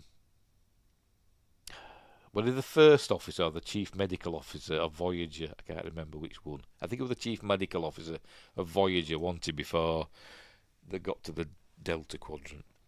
Anyway, right. They're going to this planet. What's the planet called? Can't remember. Angosia 3. It's always 3, isn't it? Because Earth is Sol 3, isn't it? I suppose you could say. We have had Mintaka 3. We had the other one with the Vengeance. In fact, that was a 3 one as well, wasn't it? I'm sure it was. I forgot the bloody call that already. Now we've got Angosia 3. Designated Survivor was cancelled on a cliffhanger. Oh, typical. So be careful. Never mind. I've got 3 seasons of it to get through, haven't I? I finished watching Lost in Space, the Netflix version of Lost in Space. I thought that was amazing. I really liked that. The ending was a bit iffy, but it was all right. At least it had an ending. That was I really enjoyed Lost in Space. Thought that was really good, particularly season 2. I thought season 2 were top-notch stuff. Anyway, where were we? The Hunted. Right, they've arrived at Angosia 3, and we're going to meet Zephram Cochrane. Here he comes in a minute. There he is, James Cromwell as the leader of the Angosians. And I'm like, how tall is him? I had to ask. Asked Alexa. I said, Alexa, how tall is James Cromwell? And she's ignoring me now. Are you working, Alexa? Alexa, how tall is James Cromwell? James Cromwell is 6 feet 6 inches tall. There we go. Did you hear that? Oh dear. Is Matt LeBlanc in it? No, it's not that one. Matt Bianco, so I always call him. Matt Bianco. Oh dear. Anyway, so millions of devices around the world just answered. It's just this I can hear it in space. I've just caused this rift in the space-time continuum, an Alexa rift, because of that. Because millions of people watch me on YouTube. Anyway, where were we? At least 6 Alexas responded. Right, where were we? They want to join the Federation as Angosia 3. But while they're there doing the negotiations, we learn that something's happened on... They've got like a penal colony where somebody's escaped. He's killed some people and he's escaped in a shuttle. So they send the Enterprise out to go and intercept it. But he's a wily bugger. Is this fella? What's he called? Don't know, can't remember. Roger Dana, played by Jeff McCarthy. I'm going to have to check who he played in Voyager. I think it was the Chief Medical Officer in Voyager, I think. Yes, unnamed Chief Medical Officer in USS Voyager, yeah. He's clever, and he keeps evading capture, and then when they do capture him, it turns out he's really strong, and he can phase a shot on stun setting. He'll just brush it off, and it turns out he's a soldier, a genetically engineered soldier, super soldier. They've just come out of a war, the Angosians, and they use these super soldiers to help them win the war or whatever. But rather than, keep them in society, they put all these super soldiers away in these colonies, out of the way. And obviously they don't like that. They want to live proper lives. Is it going to show him? There he is. The Chief Medical Officer on USS Voyager. I hate it when they reuse actors in stuff. They do it a lot in Stargate as well, but it can't be helped. It's fake Kevin Nealon. I have no idea who that is. As I said, it must be something else I've not watched, so I'm going to have to look up Kevin Nealon now, for crying out bloody loud. Who's Kevin Nealon? Dear. Comedian and actor. Don't know. I don't know. Don't know him. Anyway, never mind. Right, where were we? Okay, garden.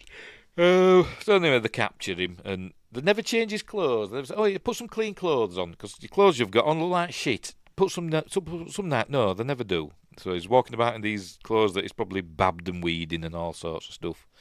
They never offered him a change of clothes. Wouldn't take him 2 seconds, would it? He came up with the SNL guys like Chevy Chase, etc. All right, we've never had Saturday Night Live over here. As far as I know, I don't think we ever have. It's never been shown over here. I don't think, unless it's on something like Comedy Central. I don't know, but who watches Comedy Central in the UK? I'm surprised it might not even be going that channel now. I don't know.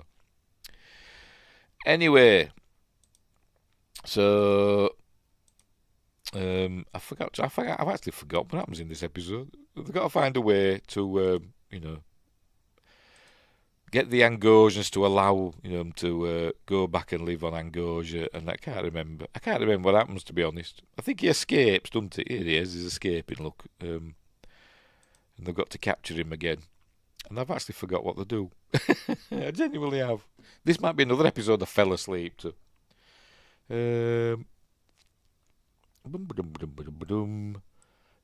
By the way, they can't detect him on sensors. Is something they've done with him. He doesn't show up on sensors, so they can't just scan for him. And he keeps hiding. What does he do? Yes, he heads back to the lunar colony. Even though it's like a prison. And they basically take over the colony or something like that. Rescue some of his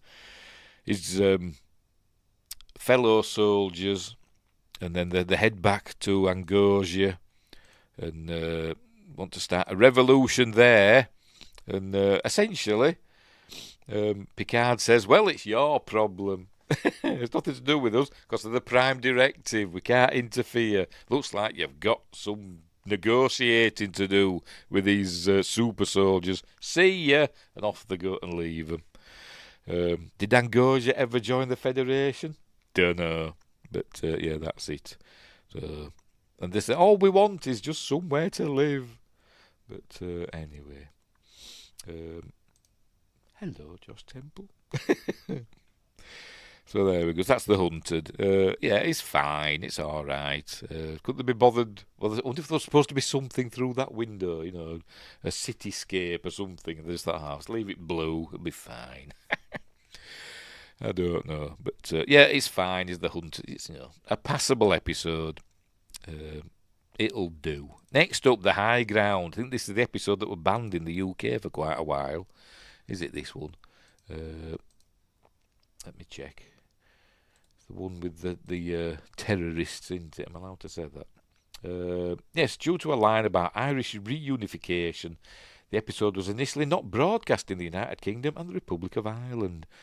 I think they mentioned that Ireland were reunified in 2023 or something like that.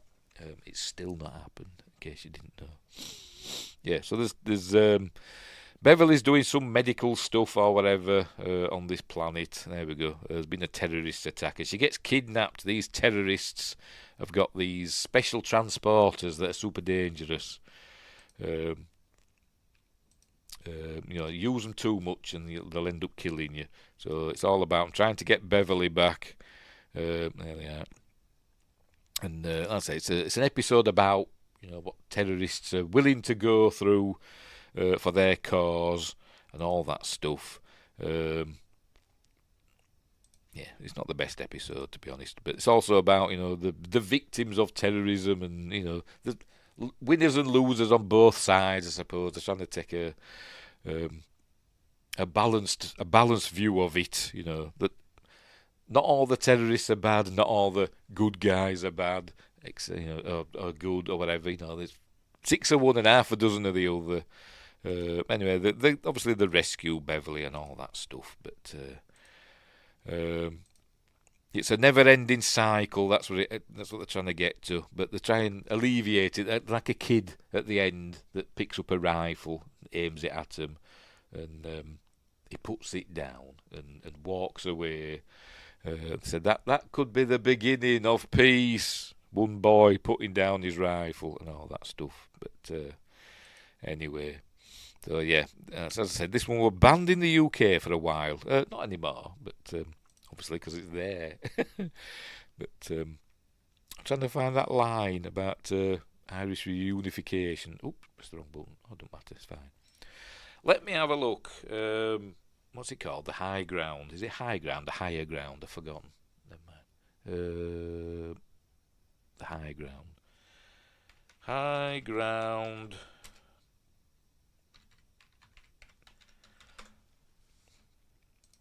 Right. Oh, it's not it, is it? I picked the wrong thing up. Star Trek High Ground. Here we go. Then. I'm going to have to Control F and Ireland. Oh, Irish. There we go. 1. 2024. Right, the independence. The Irish unification of 2024. Right, that's what data's talking about. Terrorism has been successful. Picard says, yes, it can be, but I've never subscribed to the theory that political power flows from the barrel of a gun. Where Data says, yes, there are numerous examples. I'll do it in the voice of James Doohan. Yet there are numerous examples. James Doohan doing Data. Where it was successful, the independence of the Mexican state from Spain, the Irish unification of 2024, and the Kenzie Rebellion. There we go. So, Ireland were reunified last year. So there we go. But not in real life. Because they've changed the timeline in Star Trek. Anyway, so there we go. Obviously the rescuer, and that's it. They don't really solve the problem. They just kick it down the road a bit, I suppose. And, there we go. Not the best of episodes, but, it's fine. It's fine. There we go. And obviously, it's about Wesley worrying about his mother because she's been held hostage. But she looks okay, doesn't she? She looks okay. Right, moving on. Next one. Deja Q.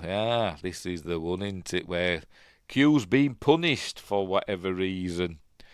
This moon, they call it a moon, it looks like a captured asteroid really, doesn't it, but whatever, is heading towards this planet. It's come out of orbit for some reason, and I'll tell you the name of the planet because I've forgotten.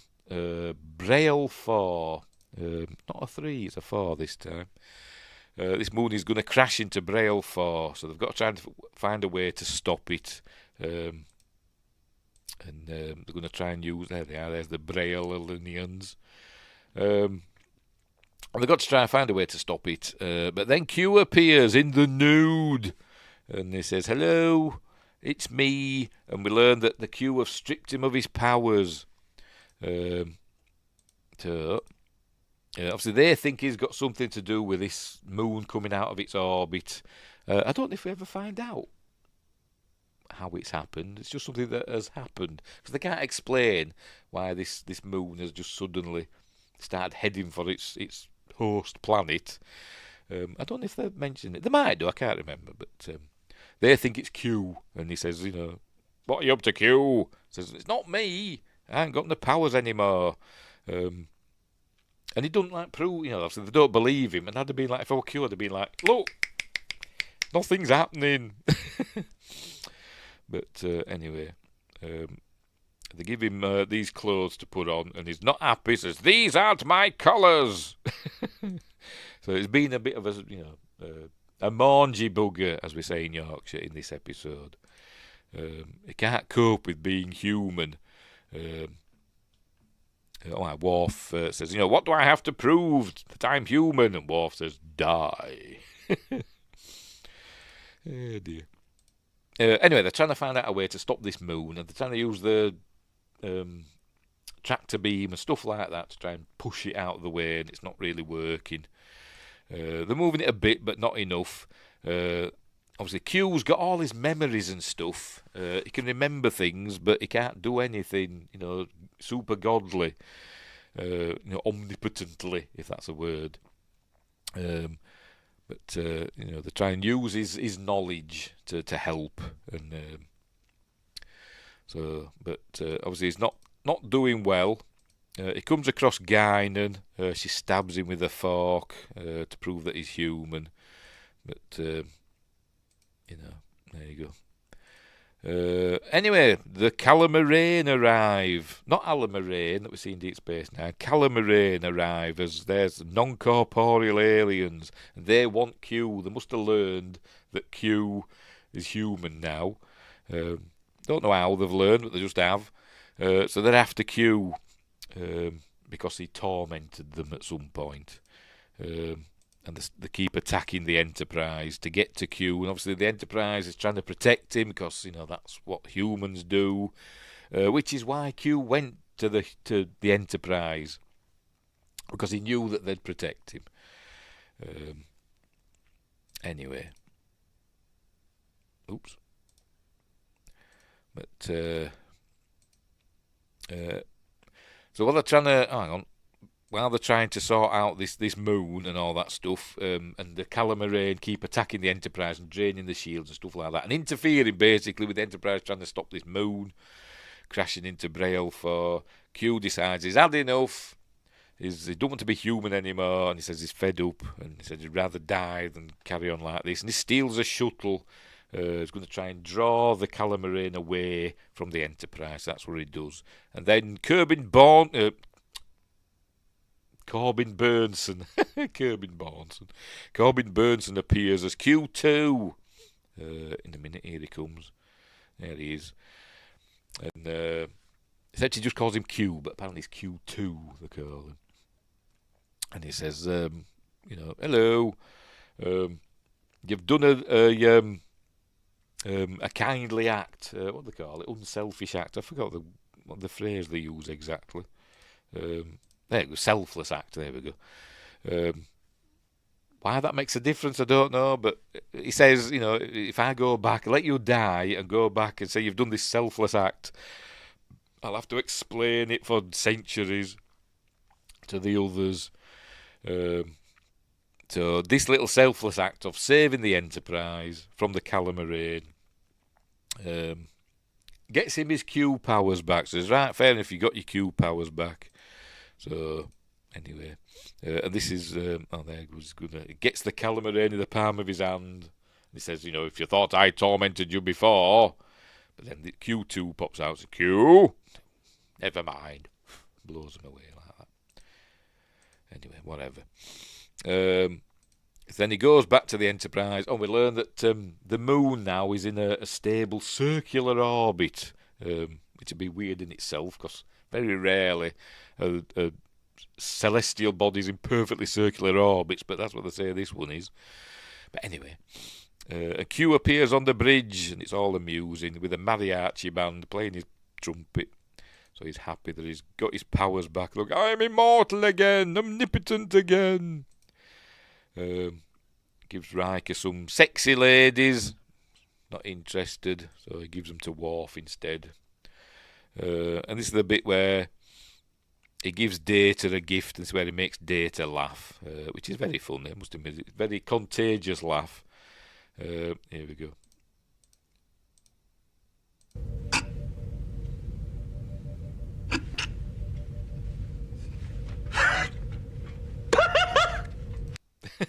It is funny. It makes me laugh every time. So there we go. And it'll cue that put the moon back in a circular orbit, by the way. So there we go. So that's the end. And everything's lovely. And I wonder if we'll never see Q again. But we will, obviously. So there we go. So that's Deja Q. A cool episode. Because it's got Q in it. And all Q episodes are good, aren't they? Because John DeLance is amazing. Right, moving on. Episode 14. A Matter of Perspective. This is is this the one with the station that blows up? The regular one station that blows up. Is it that one? But first, we're going to see that Captain Picard's shit at painting.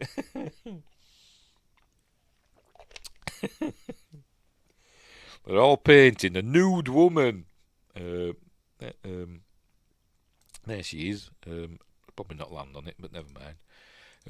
And Data's giving his opinion on Captain Picard's painting, and it is bloody crap. You're going to show it. Come on, show us his painting. Come on, show us. What do you think, Data? And Data says, Captain, it's crap. Come on, show us, for Christ's sake. I was going to look at the other ones first, I think, and then he'll look at Captain Picard's. I mean, none of them are particularly good, are they? To be completely honest, I mean, I'm not a good painter. I have dabbled, but anyway. And he goes back and looks up Captain Picard's, and it's bloody awful. Come on, show us it.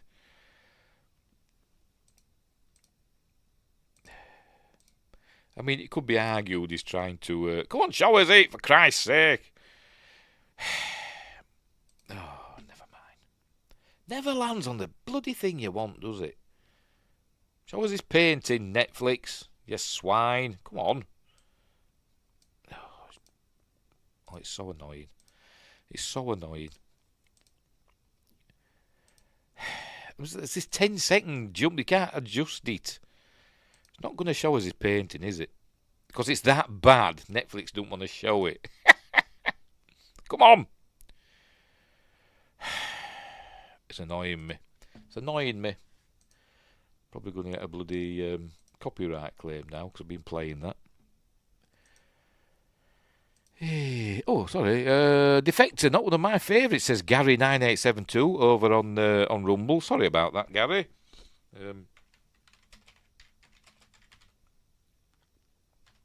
Welcome to the show. Oh dear. Rumble chats don't show up in the StreamYard window. I will type that in.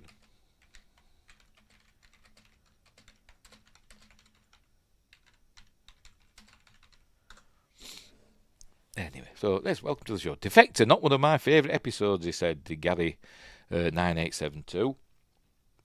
That's not one of my favourites either, but you know, it's alright, it's fine. It's fine. But anyway, where were we? I forgot where I was now. Oh, I was trying to look at bloody Captain Picard's painting now, but it's not showing how crap it is. Anyway, Data's basically saying it's rubbish. In a art criticky sort of way. It's not showing it, is it? It's a haphazard melange. Show it!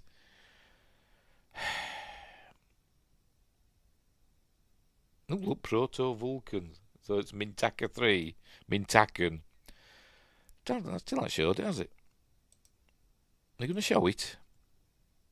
You're going to show Captain Picard's shitty painting. Data's a better painter than Picard. Not shown it, has it? Must have been further back.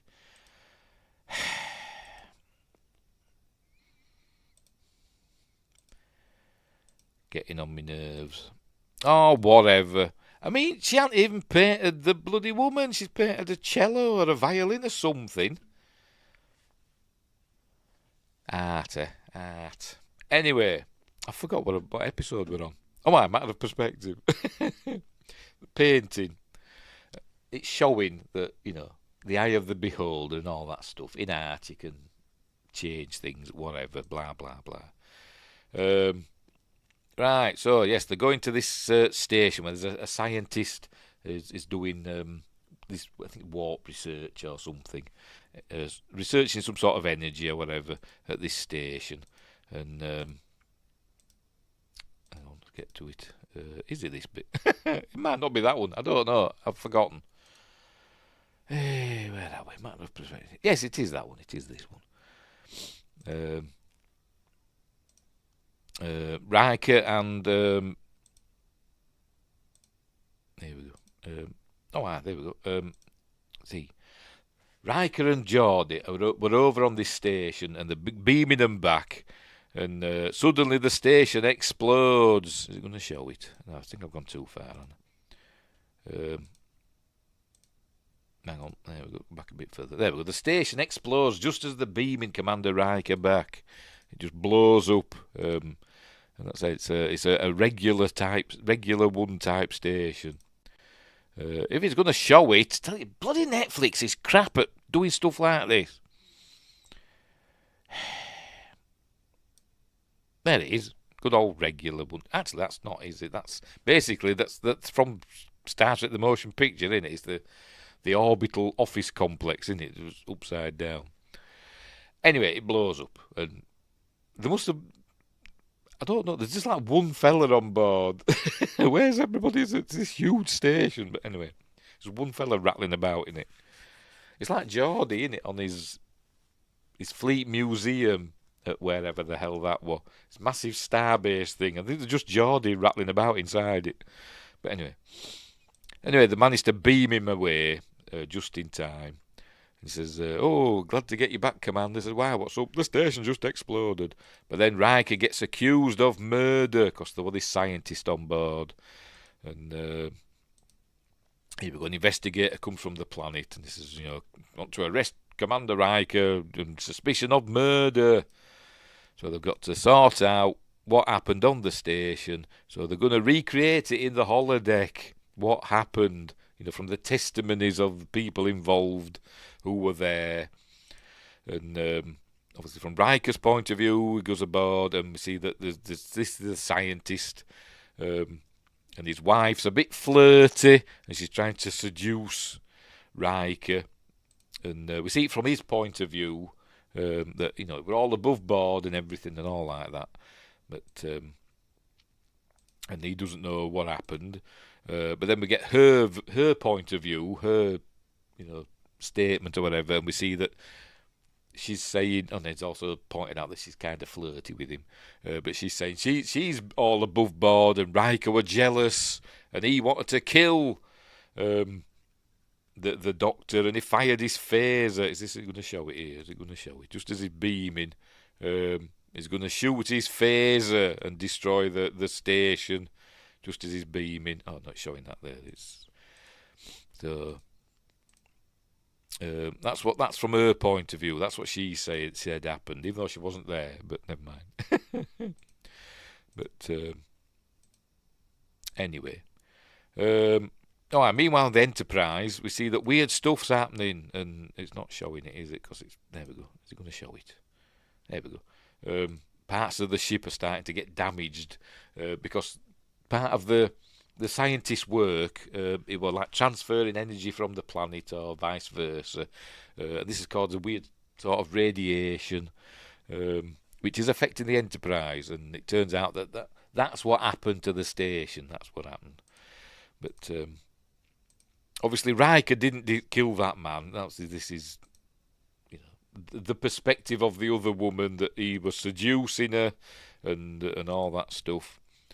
But obviously that didn't happen, and they said that Riker fired a phaser at the energy thing, the experiment he were doing, and that's what blew up the station. But obviously that's not true, and Riker is cleared of any wrongdoing because he didn't do anything wrong, and I don't know what they're going to do with her because it's all her word against his. The wife of the dead scientist, and does anything happen to her? I don't know. She's like, I would have gotten away with it too if it wasn't for you meddling Starfleets. But anyway, we learn it blew up because of the energy transfer thing. Because it was the scientists that were trying to shoot Riker or something, and it bounced off the transport. But I don't bloody know, I can't remember. But Dr. Apgar killed himself, so everything's lovely, and they sod off and just leave him to it. Station's blown up, a man's dead, but Riker's cleared. We can go. Fine, it's all right. I don't mind it. It's not the best, but it's a decent episode. It passes the time. I'm not a fan of episodes where one of the crew gets accused of a crime. They're kind of dummy-headed. They've always got to have at least one or two of them sort of episodes, haven't they? But anyway. Meanwhile, next episode, 15, sorry. Classic episode, Yesterday's Enterprise.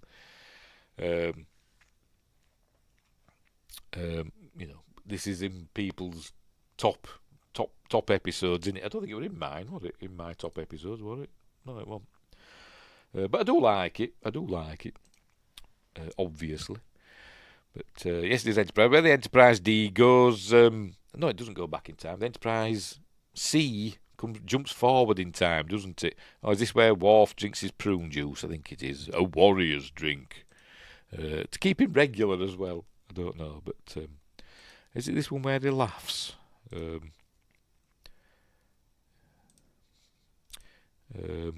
Yes, he's drinking his prune juice. She introduces him to prune juice. Oh, yes, and he's talking about. He says you always drink alone, and he's saying he likes to be alone and all that. I would require a Klingon woman for companionship, and he has a good laugh. She says something, and he has a good laugh about it. So I think maybe the only time we see him have a proper good laugh. Because he don't even laugh when he's amongst Klingons, when he's with his brother in later seasons. Anyway. But anyway, whatever. So, right. Here we go. They encounter some sort of spatial anomaly, and then a ship comes through, and it's the Enterprise C. And but then the Enterprise D changes, and Worf disappears. Here comes the Enterprise C. There we go. It's all changing. Look. And Tasha Yar's back on the bridge. Look. Yay. Tasha's back. But she's wishing she never left. But then Guinan somehow can sense changes in the timeline for reasons. Don't know. But anyway. So it's changed the timeline. The Enterprise C jumping forward 20-something years. It was supposed to be destroyed at Narendra 3, protecting a Klingon colony from a Romulan attack, even though it was supposed to have not heard from the Romulans for over 50 years. But never mind that. The Enterprise C were destroyed, defending that Klingon colony, which helped bring about the Klingons becoming allies with the Federation. But I thought they'd done that years before, but never mind. I thought Spock and all that had done. Kirk had helped along with that, the Khitomer Accords and all that. But never mind. I thought that was like decades before, but never mind. The Enterprise C getting destroyed was helped as well. And obviously, because it's jumped forward in time now, it didn't get destroyed at Narendra 3, and now the Federation is in a war with the Klingon Empire and it's losing and all that stuff. And we meet Rachel Garrett, the captain of the Enterprise C, and then Guinan tells everybody that you shouldn't be here, particularly Tasha Yar. You're supposed to be dead, apparently, but your death were meaningless. But there's Rachel Garrett, Captain Rachel Garrett. I hate they use is it Mighty Maroon or whatever they call it, uniforms, but without the white undershirt. Put the white undershirt on. It looks rubbish without it. But anyway. So anyway, the upshot of it is they've got to send the Enterprise C back in time to be destroyed, and thus saving trillions of lives in this war. Looks like Robert Picardo there in the background, doesn't it? I wonder if it is. Could be for all we know. So they decide they're going to send the Enterprise C back, and Tasha decides to go with them. Have they got higher collars? Have they got different uniforms in this timeline? The collar seems higher, doesn't it, than the season 3 regular uniforms? But anyway, whatever. Maybe not. I don't know. So she's going to go onto the Enterprise C. The Klingons attack. Captain Garrett gets killed. This lieutenant, whatever he's called, he takes command. Tasha decides she wants to go back in time with the Enterprise C, thus changing the timeline, obviously. But never mind. So she goes back, and so they've got to get through the anomaly, but the Klingons are attacking, look, and I think the Enterprise D has got to fight them off as best they can. It's not doing well. Is that supposed to be Riker? I want to play it to see what happens. That wasn't Riker. That wasn't Jonathan Frakes, was it? But we've got rocks falling from the ceiling, Wind Grace. But which is explained in Lower Decks why they've got rocks in the ceiling, because it helps with, I don't know, distribution of energy from the deflector or whatever, I don't know. But anyway, the Enterprise C goes back and the timeline is restored, but not quite, because I don't know. Does it mean that Tasha Yar always went back in time? I don't know. Because obviously she went back in time. We learn later on in TNG that she went back in time and she wasn't killed. All the crew of the Enterprise C weren't killed, and some of them were picked up by Romulans and taken prisoner to Romulus. And she had a daughter, Romulan, half human, half Romulan daughter called Seela. So is that something new that's happened? You know, because has the timeline changed because of, I don't know, timey-wimey, all that stuff, whatever. But anyway, Yesterday's Enterprise is a classic episode, really, really good. It's up there for a lot of people's favourite episodes of TNG, isn't it? And well worth it being there. So anyway, so there we go. That's Enterprise. Yesterday's Enterprise. A great episode. Still didn't make my top 10 though of all Star Trek episodes, but never mind. Which one's next? The Offspring. I don't like this one. I won't say I don't like it, but this might be my least favourite. It's the one where Data makes a daughter called Lal and all that stuff. It's basically Measure of a Man again, isn't it? Sort of. It's all about basically wanting to be a father and all that stuff. And so he creates there. She's learning, but it makes her better than he is because she starts developing emotions. Meanwhile, somebody comes from Starfleet to take her away. An admiral arrives from Starfleet to take her away, much like Commander, what's his face? I've forgotten his name. Wanted to take Data away and dismantle him in Measure of a Man. But this admiral, he wants to do the same with Lal, so that they can, have Data type androids on all the starships and all that stuff. But she doesn't want to go. So they end up fighting over it essentially, and she dies. She shuts herself down. She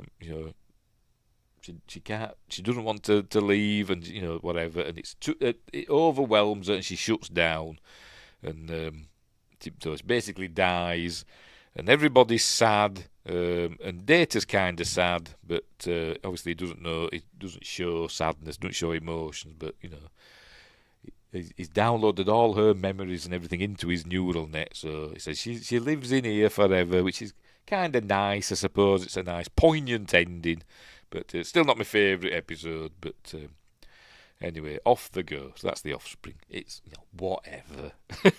Not one of my favourites, but it's fine. Next, Sins of the Father. Oh, this is where we meet Kern, Worf's brother. We've got the... is this the Bortas? I think it's the Bortas, is it? Or was that a different one? I've forgotten. Anyway, the officer exchange... Oh, bit the inside of my lip then. They're doing an officer exchange. Like Riker went in the previous season, or it's season 1, whatever. Went onto that Klingon ship in an officer exchange. The Klingons are doing likewise now, and they're sending Commander Kern over. He's going to become the first officer on the Enterprise. Riker's still going to be there, is he going to be the executive officer? I don't know, but while Kern's aboard, he's going to be the first officer. So anyway, here we go. Going to beam him over. There he is, the late great Tony Todd as Commander Kern. So he's going to take over, and they don't like him because he's too, strict with the crew. But anyway. But it turns out he's Worf's brother. obviously, why doesn't Worf recognise him? I don't know. You think he'd recognise his ridges, wouldn't you? Because each family has its own design of ridges, doesn't it? So you think, oh, your ridges look like House of Mog ridges, but he doesn't. And he thought, obviously, he knew we had a. I'm guessing he knew when he was a kid that he had a younger brother. But it turns out, Worf, if you didn't know, when Worf was a child, he lived with his family at the Kittimer Outpost, which is a Klingon colony. But in Star Trek 6, it's the Federation that's hosting the talks at Camp Kittimer. So in Star Trek 6, is it a Federation colony? I have no idea. But anyway, the Romulans attack. It's always Romulans, isn't it, attacking Klingon colony. But anyway, the Romulans attack and destroy the colony. And Worf is rescued as a child by is it the USS Intrepid? I think it's the USS Intrepid, and he's raised by his humans, and that's why he's joined Starfleet. And I think he assumed that his younger brother had died or whatever. Even if I don't know how old he was. You see, I don't know if he knew he had a younger brother. I don't know, but anyway. But it turns out, before they left to go to Kittimer, his younger brother Kern were left with another family. I can't remember. Lorcus or something like that. I've forgotten. So he was raised by another house. So that's what I'm trying to say. And he wants to go back and reclaim his family's honour, because it turned out that the Duras family are accusing Moog, Worf and Kern's father, of betraying the Kittimer colony to the Romulans. But everybody knows it's the Duras family that are the traitors. But he's going to go to Kronos and plead their case. But they're not listening, and there's Duras is a baddie. They're always baddies, are Duras's, aren't they? Even in Archer's time, the Duras were baddies. But the Duras family is powerful. They're on the council and stuff like that. And basically, there's going to be a cover-up. And if the Duras family are accused, if the truth comes out about them, it was Duras's father that betrayed the colony to the Romulans. It'd split the empire and there'd be a civil war and all that stuff. So, anyway, the upshot of it is that Worf accepts discommendation. They don't let on that Kern is Worf's brother. And Worf accepts discommendation, so he's no longer a Klingon and all that stuff. So they all turn their backs on him, and he doesn't get his family on the back until redemption. Is that next season or the season after? Can't remember. So there we go. So anyway, so there we go. Worf is discommendated or whatever. A good episode, Sins of the Father, because it's Klingons and everybody likes Klingons. It's well worth a watch. I like that one. Right, moving on. Episode 18 is Allegiance. Which one's this one? Actually, I think I like this one, if it's the one I'm thinking of. Yes, it's this one. That kind of reminds me of that Babylon 5 episode, which came out after this, obviously, where Captain, what's-his-face, Bruce Boxleitner, Captain Sheridan, he gets kidnapped by aliens, doesn't he? And this is a similar thing. He gets kidnapped by aliens, does Captain Picard, and ends up in a strange room with other aliens, and he's got to, work out a way to get back to the Enterprise. Meanwhile, the Enterprise crew think there's something wrong with Captain Picard, because he hasn't just disappeared. The real Captain Picard's been kidnapped, but it's been replaced by a beta unit, it seems, like in the last Starfighter. So he's been replaced with a facsimile of himself, not that we've seen it here, who was a bit weird and giving weird orders and singing drinking songs in 10 Forward and stuff like that. But anyway,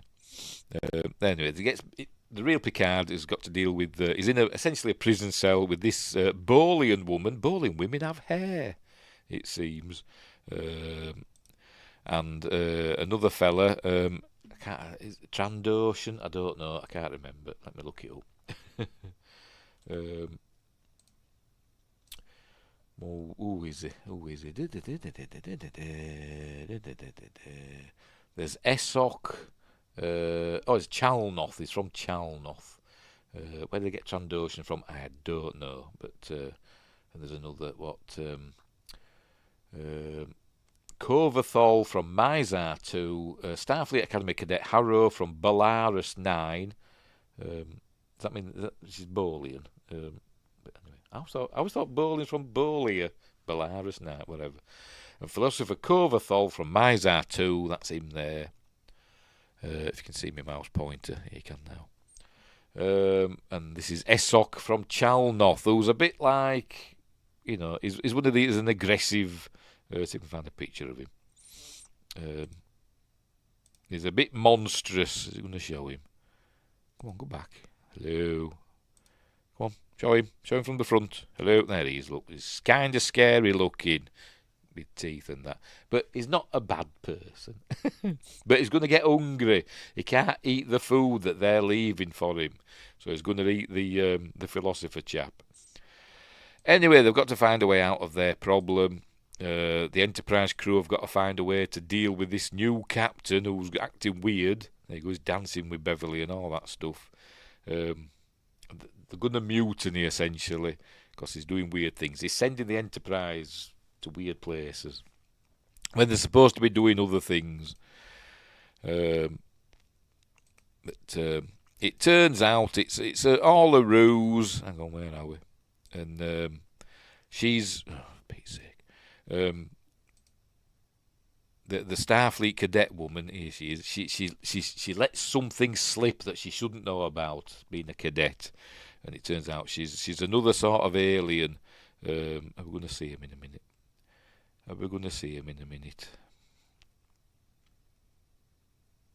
And hang on, we'll get there. Just a minute. Right, there we go. There we go. It's one of these sort of aliens. I don't know if they've got a name. Do they have a name? Can't remember.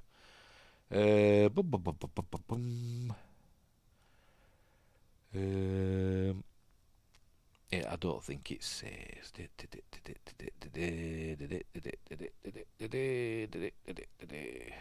I've no idea. Trying to find it here, but it doesn't say. But anyway, they're using them as an experiment to see how they get on. These different sorts of aliens and in captivity, and they're experimenting on them. But anyway, the Enterprise, they arrive and they beam them aboard. The Captain Picard that we saw were one of them aliens, so they hold them in a force field. And they don't like being held captive, so he says, now see how it feels for you. He says, don't try it again or we'll come and get you. We know how to deal with you people now. So do this again and we'll come over and kick your asses. So they let them go on their way. So, and that's it. That's how the episode ends. He says, see, everything's okay, number one. He says, yes, I understand you. There was another version of me. And you didn't know, you couldn't tell the difference. And he says, and Pete Riker says, I can never imagine you being able to sing that well, etc. Blah blah blah. And they all have a laugh, and it all goes, ha ha ha. Freeze frame. Except it doesn't. So there we go. It's Allegiance. A good episode. I like that one. I like Allegiance. I think that's a good episode.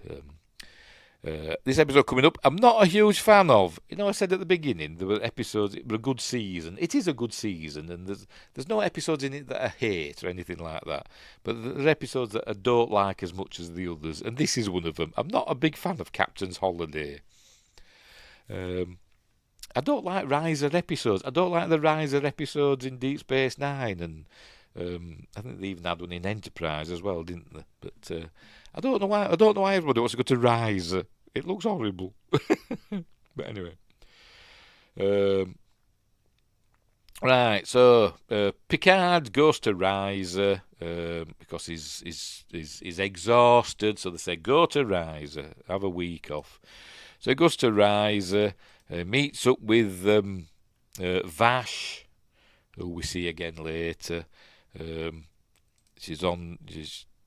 She's working with a Ferengi sort of. They're looking for the Toxuthat, which is an energy thing.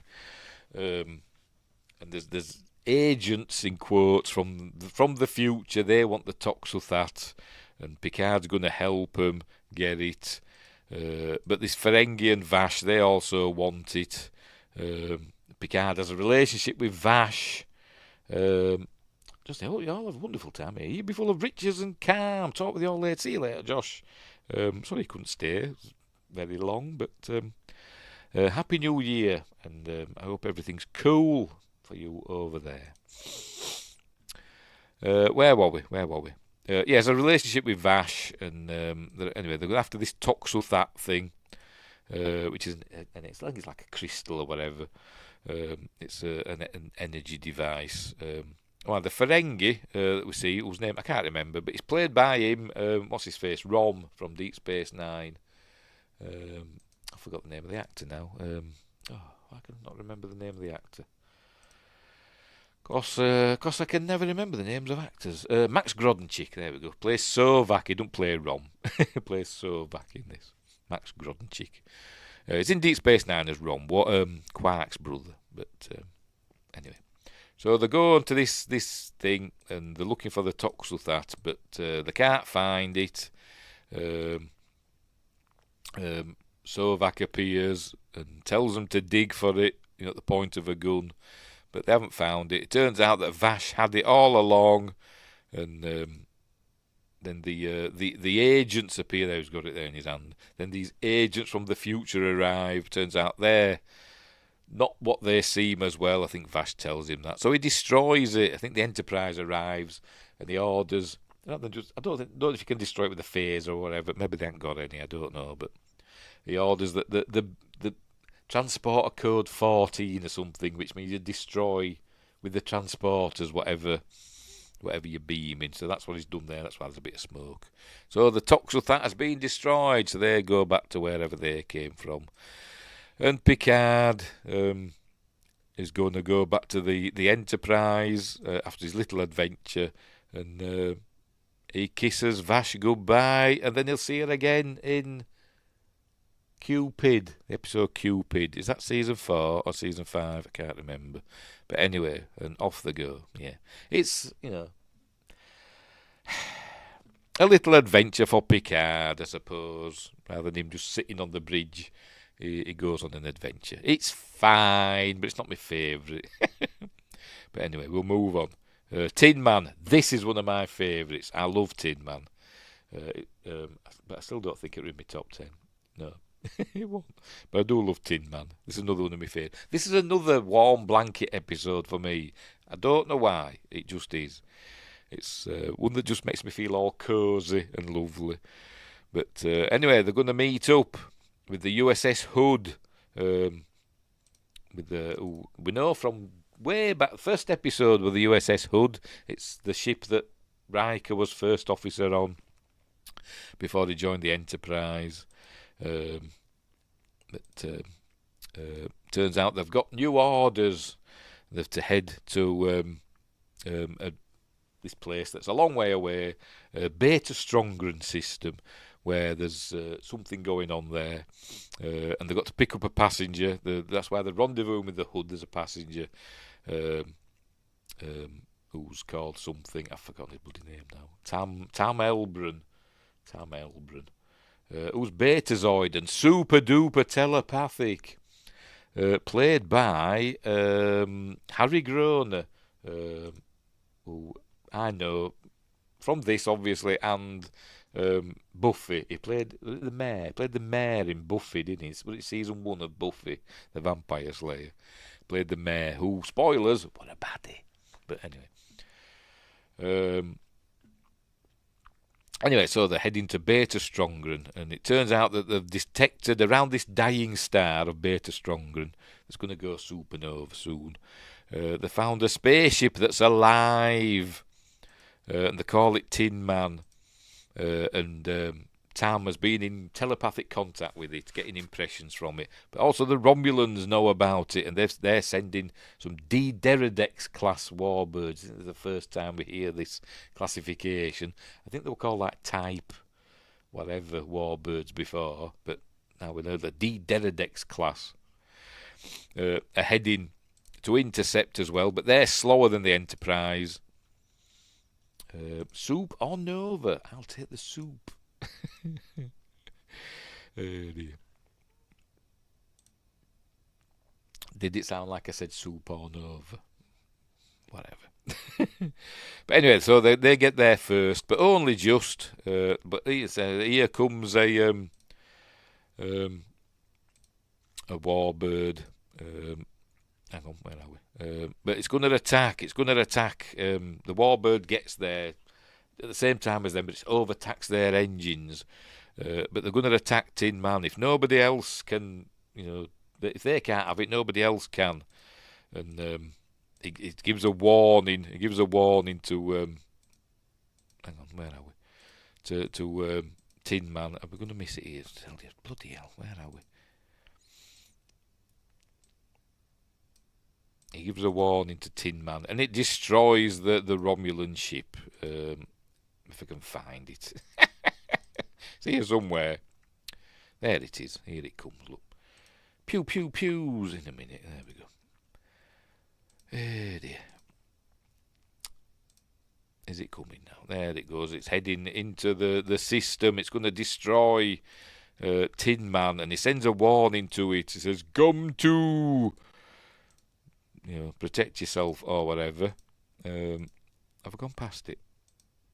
Anyway, it destroys the ship. It destroys the Romulan ship. But because it's bloody Netflix, I can't bloody get on it properly on that particular bit.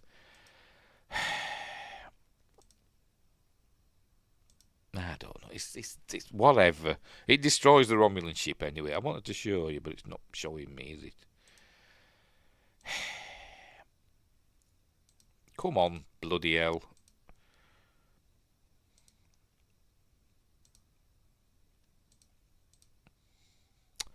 Anyway, never mind. So, they got to find a way of getting in contact. Oh, is this it? It might be this bit here.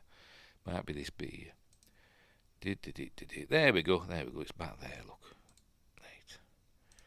There we go. It sends a... Oh, see, I still haven't gone far enough.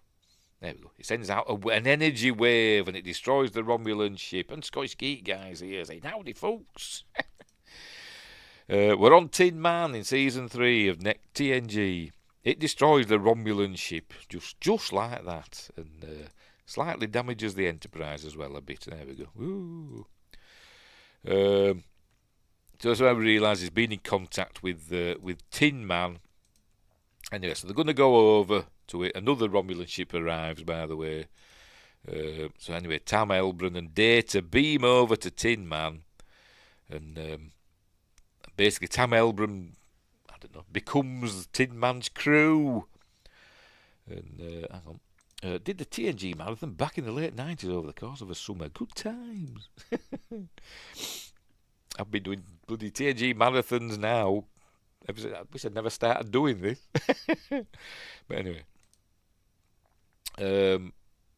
Tam essentially becomes Tin Man's new crew, a one-man crew. Pardon me. And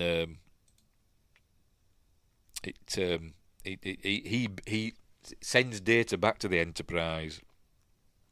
Pushes, by the way, remember the star's about to explode. Pushes the Enterprise and the Romulan ship clear of the star, and the star explodes. And they have a really bad bit. Is he going to show it? There we go. Oh, look, we're going right. Oh.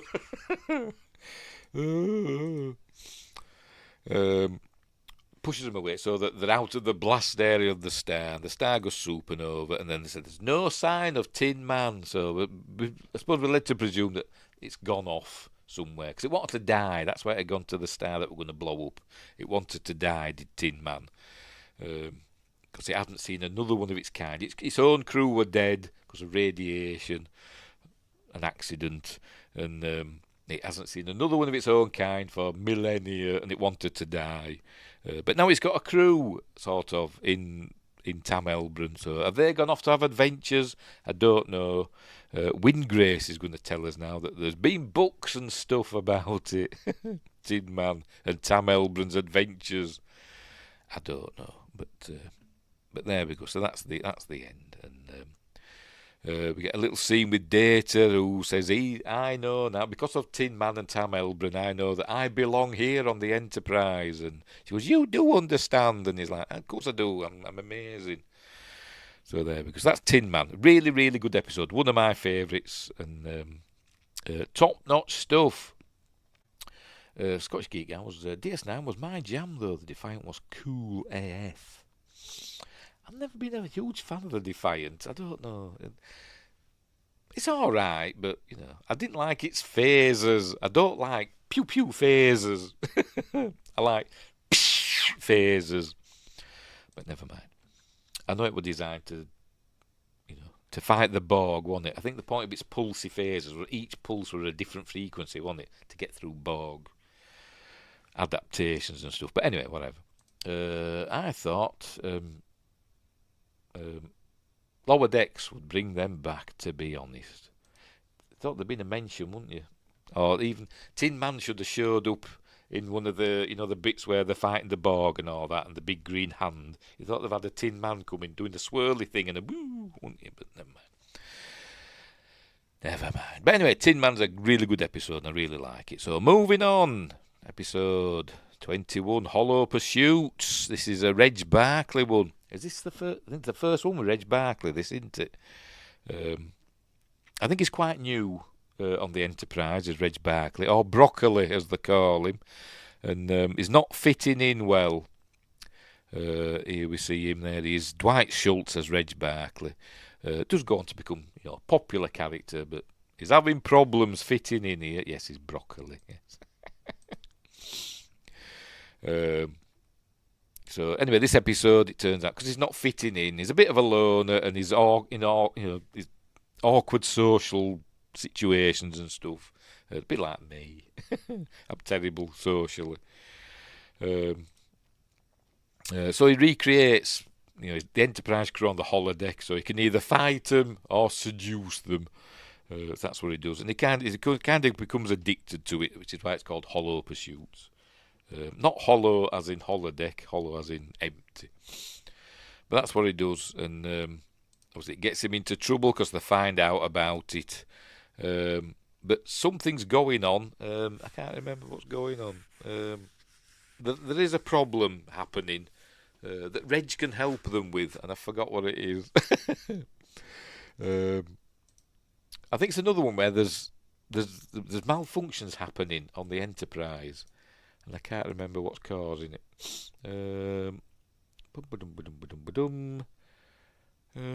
What is it that's causing it? I can't remember.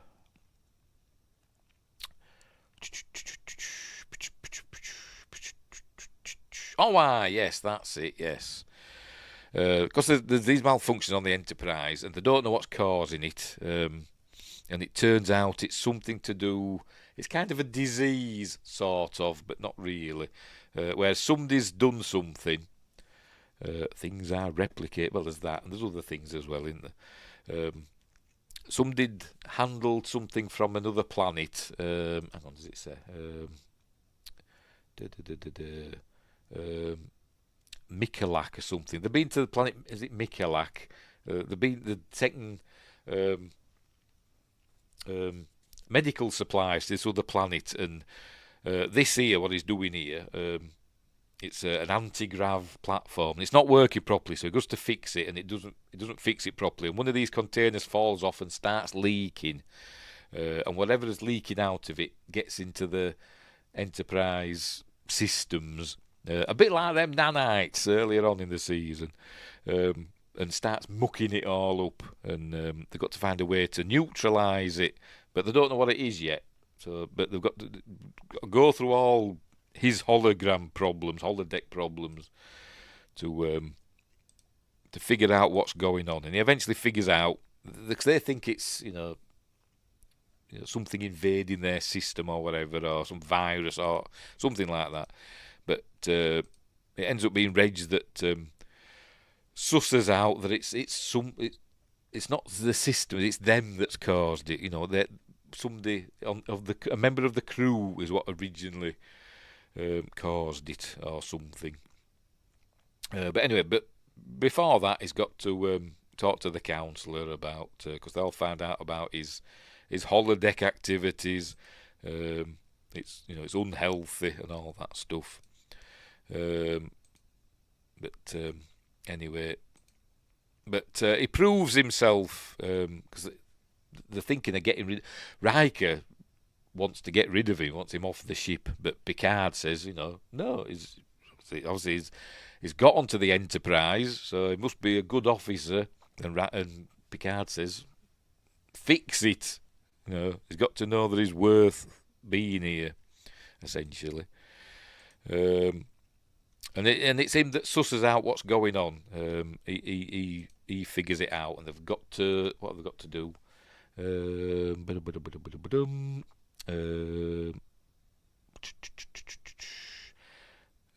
What is it now? I can't remember. It doesn't say. Invidium, that's it. There's Invidium in the containers, which is from Michalak, and it's that's interfering with their systems. So they've got to do something.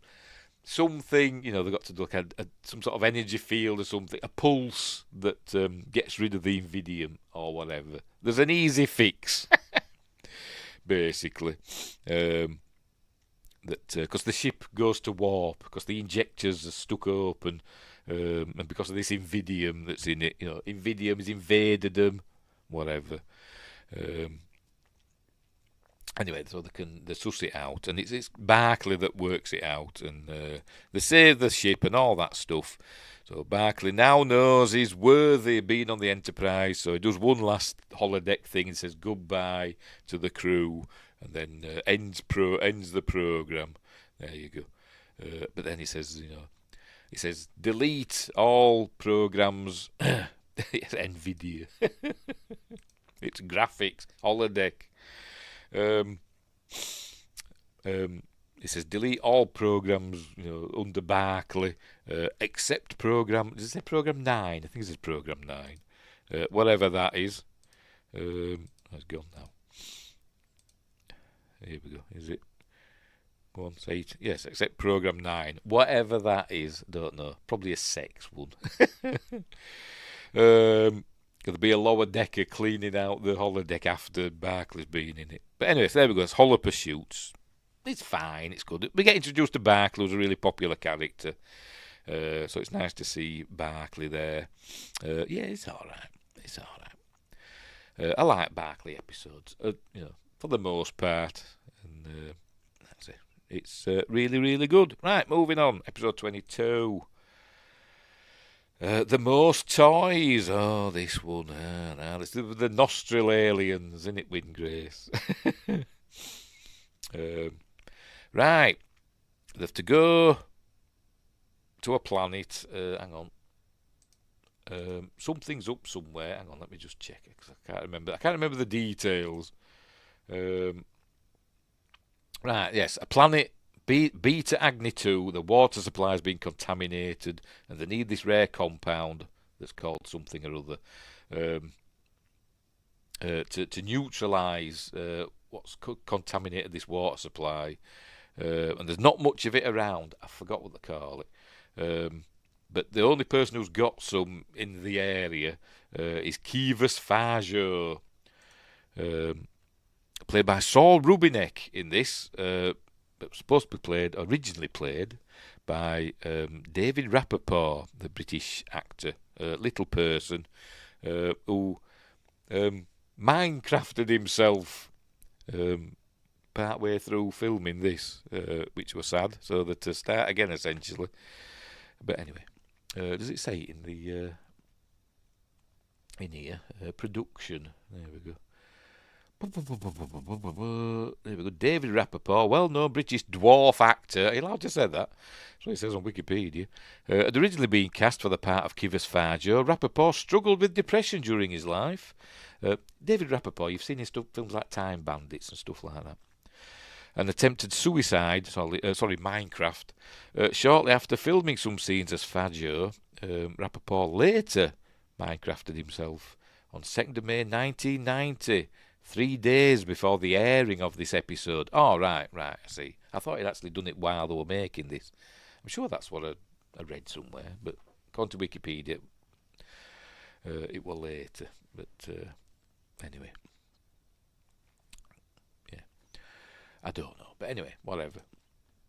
Adam Greases, I have all started on DVD or Blu-ray. Yes, I've got them all over there as well. Behave, you princess. My cat's being naughty. So we're going to meet Saul Rubinek soon.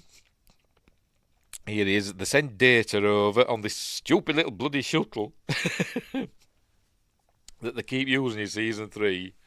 There we go. Shuttle Pod 12, the Pike. I wonder who that's named after. Anyway, they send him over. For the stuff that they're bringing over. We're going to see Saul Rubinek in a minute. So they're going to. He's done a few trips already. So off they go. But I think she does something to him. She zaps data, and she gets all these readings. Anyway, the shuttle comes back. And then blows up. There we go. Oh no, the shuttle's blown up. He's just NVIDIA. I don't know. I don't know what you're on about. Where were we? The shuttle blows up, so they think Data's been killed, but they've got to go and sort out this water problem on this other planet. So off they go. Oh, there's Kivas Fajo. Played by Saul Rubinek. He were in Stargate, wasn't he? SG-1. Yes. That's what you're saying there, isn't it? Where Fraser died. Yes. Why are you saying NVIDIA again? Yes, it's that one, isn't it? Heroes, the Stargate SG-1 episode Heroes. I write mad and it autocorrect to NVIDIA. All right. Or he's just mad. Dr. Fraser. Is that supposed to be Dr. Fraser? Right, but right. I'm with you now. Yes, he were in the SG-1 two-parter Heroes, wasn't he? Where he played that fella doing the documentary about Stargate Command, wasn't he? And he was good in that. And he's good in this as well. He plays a baddie in this. I think this says, do you have a cat? A pet cat? I love cats too. Yes, she's there. Princess, I've got 2. Well, at the moment, I've got 2 cats. One of them technically not mine, but I've got Princess there, who's just cleaning herself, being gorgeous. And we've kind of acquired another one, and I don't know if it's a stray or not. We call him Tabby, or Tab. He's over there asleep. He comes and goes when he wants, but he seems to have settled in. Sort of gets on with Princess. She doesn't let him get too close. But, they're all right. They don't fight. So we'll see. I'm going to have to take him to the vets, I think, and see if they'll scan him, see if he's got a chip. I don't think he will have, but I'm going to have to see if I can get him. I've got a cat carrier. I'm going to have to see if I can get him in that and take him to the vets and see if they can scan. And if he ain't got a chip, sod it, we'll just keep him. Anyway, I've got some of them paper cat collars. Oh, I can't get it up there, but we've got horrible weather at the moment. They'll just turn to mush and fall off. I don't think it'll do any good. Anyway, where were we? Right, so they say, oh, the shuttle exploded. He said, oh, I don't know what happened anyway, but whatever. Sorry about your loss. But it turns out he's got data. Data wasn't on the shuttle. They just put enough stuff on the shuttle. They took Data's measurements and put enough stuff that's made of Data things on the shuttle to throw him off the trail. But it turns out Kivas Fajo is a collector, and he collects things. He's got lots of cool stuff that he likes. And now he wants Data as part of his collection. He was showing off his stuff. An early thingamabob, and a bubblegum card, a baseball card, etc. And now Data's his latest acquisition. But they think Data's dead, so they're going through his quarters, collecting his stuff. That's a painting that Data were doing. He's a better painter than Picard were. But anyway. But I think Geordie suspects something's up. Something's amiss. So I don't think he really thinks Data's dead. Anyway, obviously Data's not going to cooperate. They keep telling him, sit on this chair and do as you're told, but it's not going to cooperate. But Geordie's saying, I think something's up and Data's not dead. He wants Data to basically become an exhibit in his personal museum, but Data's not cooperating. And here he goes, he's going to show off Data. Oh, yes, and he told Data to change his uniform, and Data wouldn't do it, so he threw on some acid onto the uniform, so that's why Data's got different clothes on. Anyway, Kivas Fajo's showing off with these nostril aliens. I call them that because they've got loads of nostrils. We saw them in Lower Decks. There they are, look, all loads of nostrils. But Data's not cooperating. He's not doing as he's told. So that gets Kivas Fajo a bit cross. Anyway, to get Data to cooperate, Kivas, he brings out a disruptor that he's got, and he threatens to kill his assistant, who's been with him for 14 years. In a minute, there we go. It's this bit here. Threatens to kill her. I can't remember her name. Is it going to show it? What's her name? Where are we? Varia, played by Jane Daly. Threatens to kill her with the disruptor unless Data sits on the chair. So Data goes and sits on the chair because obviously you don't want to see her die. And at this point, she realizes that she's completely, she means nothing to Kivas Fajo, even though she's been with him for 14 years. So now she wants to escape. And I was looking at her thinking, I wonder if this is what gave Michael Westmore the idea for the Cardassians, because she's kind of got a little bit of a Cardassian spoon there, hasn't she? A little bit. But anyway. Right, so, alright, they go and they arrive at, I forgot what they call it, Beta Agni 2 or whatever it's called. And they learn that the water's contaminated. They've just had enough of this stuff to fix the water, but they learn that it's not natural. Something happened. It's an artificial contamination. Somebody did it. So they put two and two together. They have a good old detective moment, and they realise that obviously something set up by Kivas Fajo, because he just happened to have the exact stuff that they needed to solve this problem on this other planet. So they're going to head to where Kivas Fajo's been, and they're going to catch up with his ship. She says to Data, I want to get out of here, take me with you. And but they get to an escape pod on Kiva's ship, and have I missed it? And Kiva kills Varia. Have we got past that bit? Yes, kills her, look, with the disruptor, which is a slow and painful death. Really slow and painful. But anyway, so it killed her, and he seems shocked. He seems shocked that he actually did it. Maybe he's not killed anybody before, but he says, I'll kill somebody else. His other people that work for him. But Data picks up the disruptor. There we go. And just he says, you won't kill me because you can't kill, and all that stuff. Like his wing pants. But just as he is saying that, Data gets beamed away. Says, your only option is to fire. And just as they said that, he thinks he's going to shoot him. And They go, I cannot permit this to continue.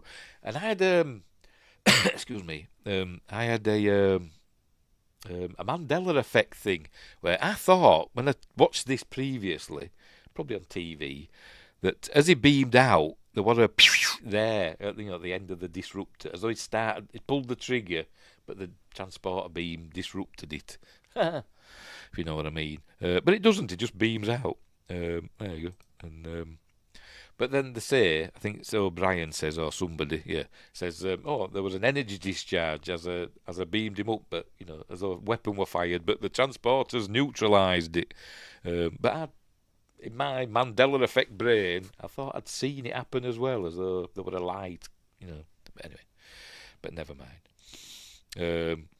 But Data Light says, I don't know what you're talking about. And there we go.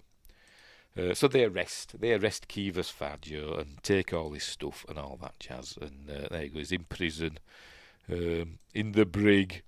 Supposed to come to gloat and all that. But anyway, that's the end of that. A good episode, the most toys. Like I say, another data-centric one. But interesting and worth a watch. And showing that it's not just the Federation that's out there with their holier-than-thou attitudes. There are some nasty people as well. And there's still people who want to collect things. Right, next up. Sarek is next. Another classic episode with a classic character. They're at Vulcan. Hang on, is it going to say it? The Enterprise is at Vulcan. Is it said that? Does it say that? I think they're at Vulcan. Come on, tell us. Perhaps given the singular host of hosting thingamabob. They're at Vulcan, aren't they? I'm sure they are.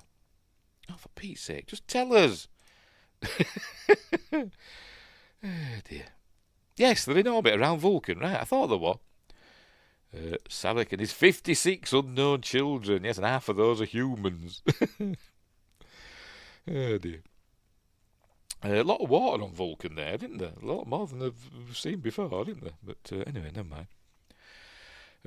So they're picking up Ambassador Sarek and his wife Perrin. So he's married another human. He's fascinated with humans, isn't he? Obviously Amanda must have passed away. And now he's married another human woman, Perrin. So there they are in the dress uniforms. I'm going to beam him aboard. There we are. Oh, hang on, this is somebody else.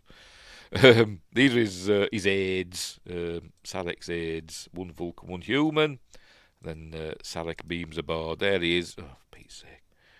There we go. Mark Lenard returns as Sarek. Yay. Amazing actor with an amazing voice. You may also know as General Urko from Planet of the Apes TV series.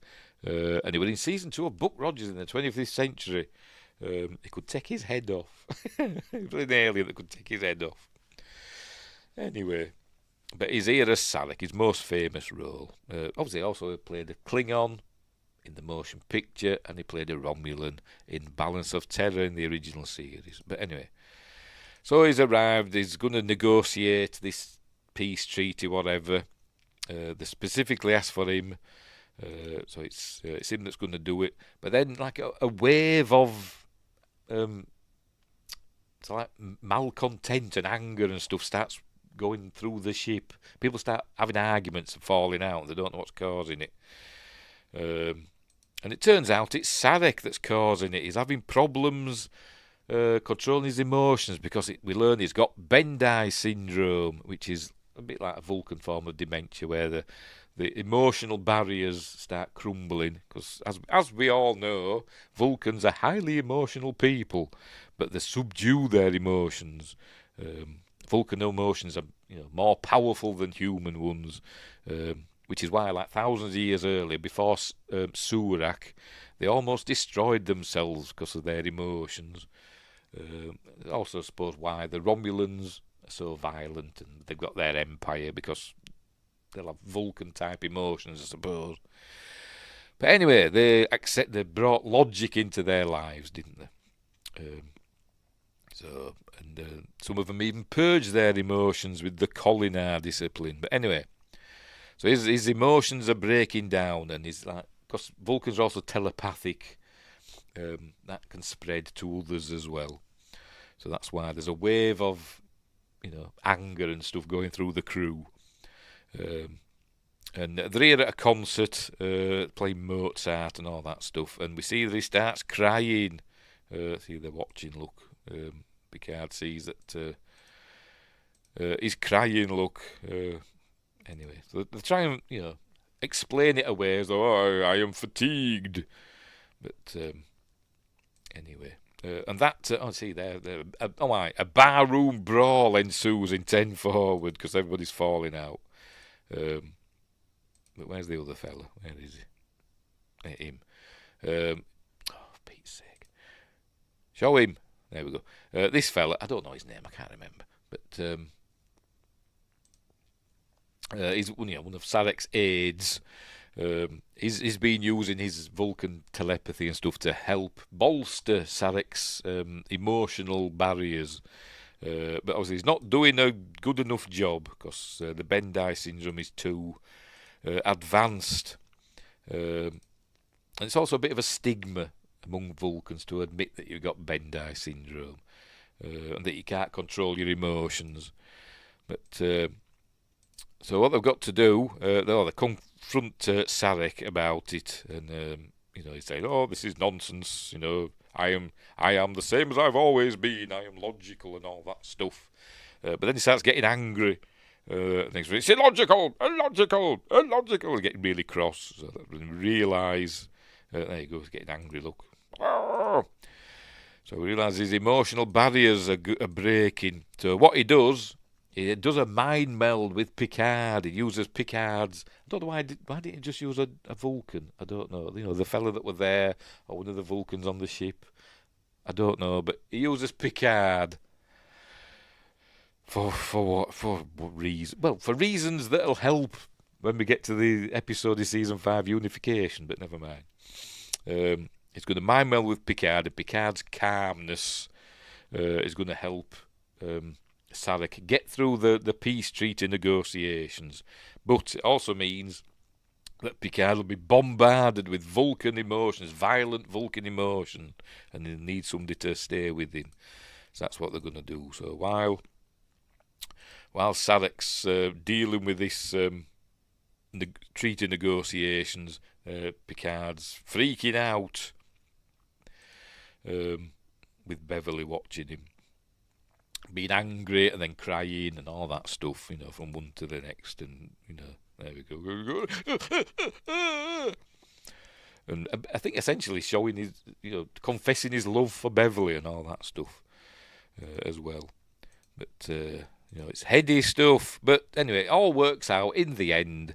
And now Picard and Sarek have a bond that that will go forward, and then we'll see Sarek again in next season. But anyway, off they go, and it's a good episode. It's always good to see classic series, original series characters pop up in Next Generation, and this was a really, really, really well done episode. And it's also really, really well done when we see him again in Unification, albeit very sad because his Bendai syndrome doesn't get any better.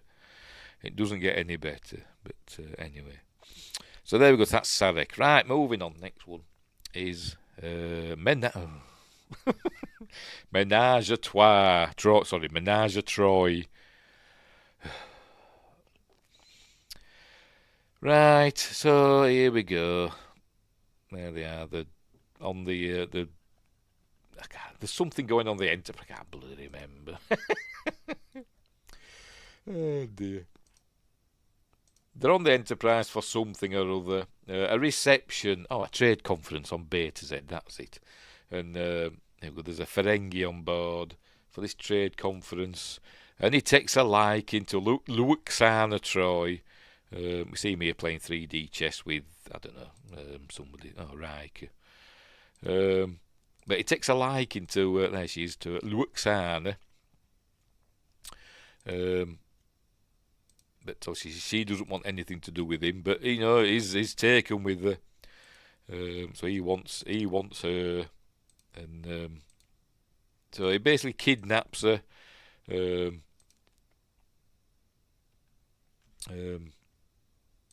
there they are. He beams them aboard his ship. There they are. Holds them hostage. And yeah, whatever. I don't like this episode. It's rubbish.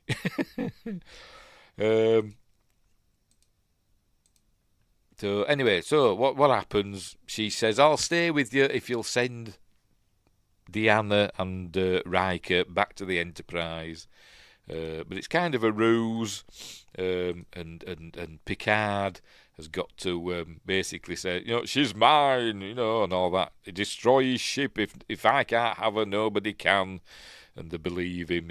He's a good actor. And they send, if you don't send her back, I will destroy your ship, with her aboard and all that. So they beam her back, and off they go on their way, the Ferengi. And so she's sat on Picard's lap saying, "Oh, John Luke, I didn't know you cared, blah, blah, blah." Oh, this is the episode, isn't it, where Wesley distinguishes himself in some way. I honestly can't remember. But he makes him. What happens here now? Where is it? Oh, yes, he had another chance to get into the academy. He had a test to do, and obviously something happened, and he couldn't do the test because of what happened here with Luxana and that. So he missed the test, and they said, "Oh, you're willing? They're willing to accept you next year." I thought it was always putting it off a year, but anyway, he says, "Well, whatever." But then Picard says, "Well, we don't have to wait a year. So forthwith, instead of you being an acting ensign, I'm going to give you a field promotion to full ensign." So he's getting a field promotion. So he's going to get a proper uniform and everything now, and we're going to see him come onto the bridge. Here he comes as full ensign. There he is. So I bet all those proper ensigns on the Enterprise, I think this kid hasn't even been to the academy. But it's Wesley, innit? He's a bridge officer. Whatever. So there we go. So he's now a full ensign. So there we go. That's the only bit of note, really, in this episode. I don't like that episode. The Menage a Trois. And I don't... Whatever. Anyway, moving on. Transfigurations. This is a Jesus one. I've got a script for this. I meant to get it out and I forgot. But I can't get to it anyway. It's in my shrine. I've got a shrine over there. Like a glass cabinet with all my knickknacks in my stuff. And I went to a Star Trek convention once. Not really a convention. It was like a meeting. And they had some stuff to sell. And they had actually an actual script from Next Generation. And it was this one, Transfigurations. It's this one. Not the best episode, but it's okay. The Enterprise comes across a crashed ship or whatever, and it's got a yes, also Geordie's love life as well. Not doing well, but that's going to change in this episode. Anyway, they find this crashed ship, and there's one survivor. There he is. They save his life, beam him back, and all that stuff. And he's a really nice fella, and they just call him John Doe because they don't know his real name, and he can't remember who he is or where he's from, so they call him John Doe. But he's a nice fella. They all get on with him. He's very charming and all that, and he's not a baddie. Because usually they turn out to be baddies, don't they? But they're not in. He's not in this. Like I say, he's Jesus. He's Jesus. Honestly, he is.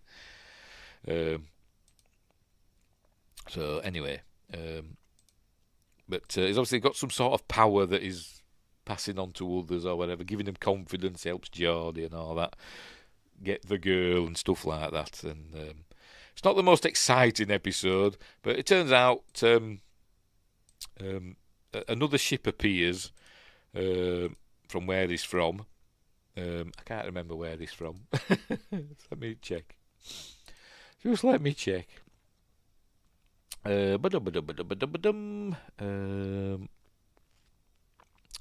Where are we? Does it say?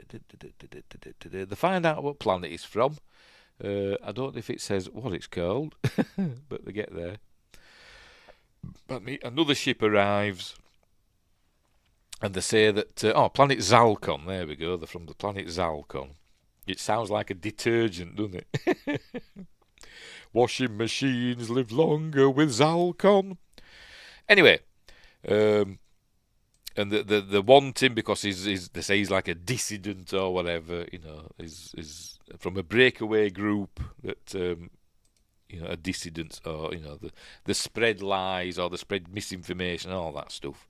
But it turns out because he's Jesus, he's wanting peace and all that stuff. But some of them, they get like powers and think powers to heal and all that. He can heal people and all that because he does miracles, etc. But he's changing, and he's going to change into Worf gets hit with something and he cures him. Or does he not hit him at all? I actually forgot what happened. What happened with Worf? Let's have a look. I can't still remember this bit. I might have fallen asleep again. What happens? Oh, look, it started glowing then. Oh, look, it's glowing. Oh, look, I'm changing. Oh, Worf gets hit. That's it. He falls. Stunt Worf.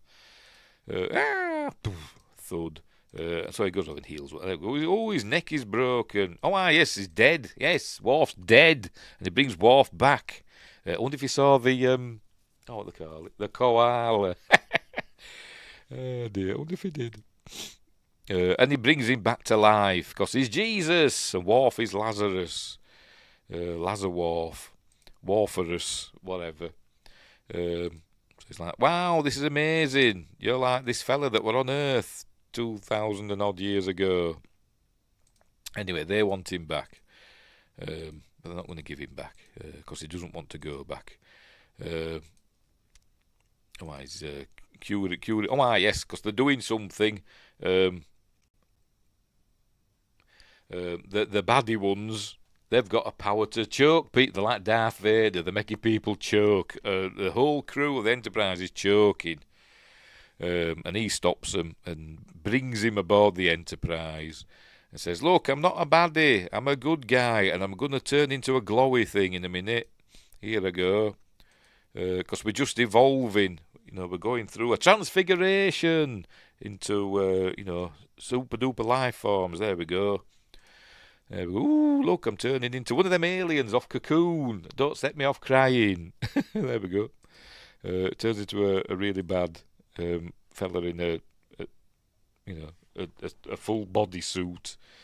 But he's all glowy, and then he flies off into the into heaven, I suppose. I don't know. It looks terrible, isn't it? 'Cause he all creaks and. We're not supposed to see it in high definition, are we? But anyway, so off he goes. Says, thank you for saving my life. I'm going to go now. And he went back to his home world. Or whatever. Or he didn't though, did he? But you know what I mean.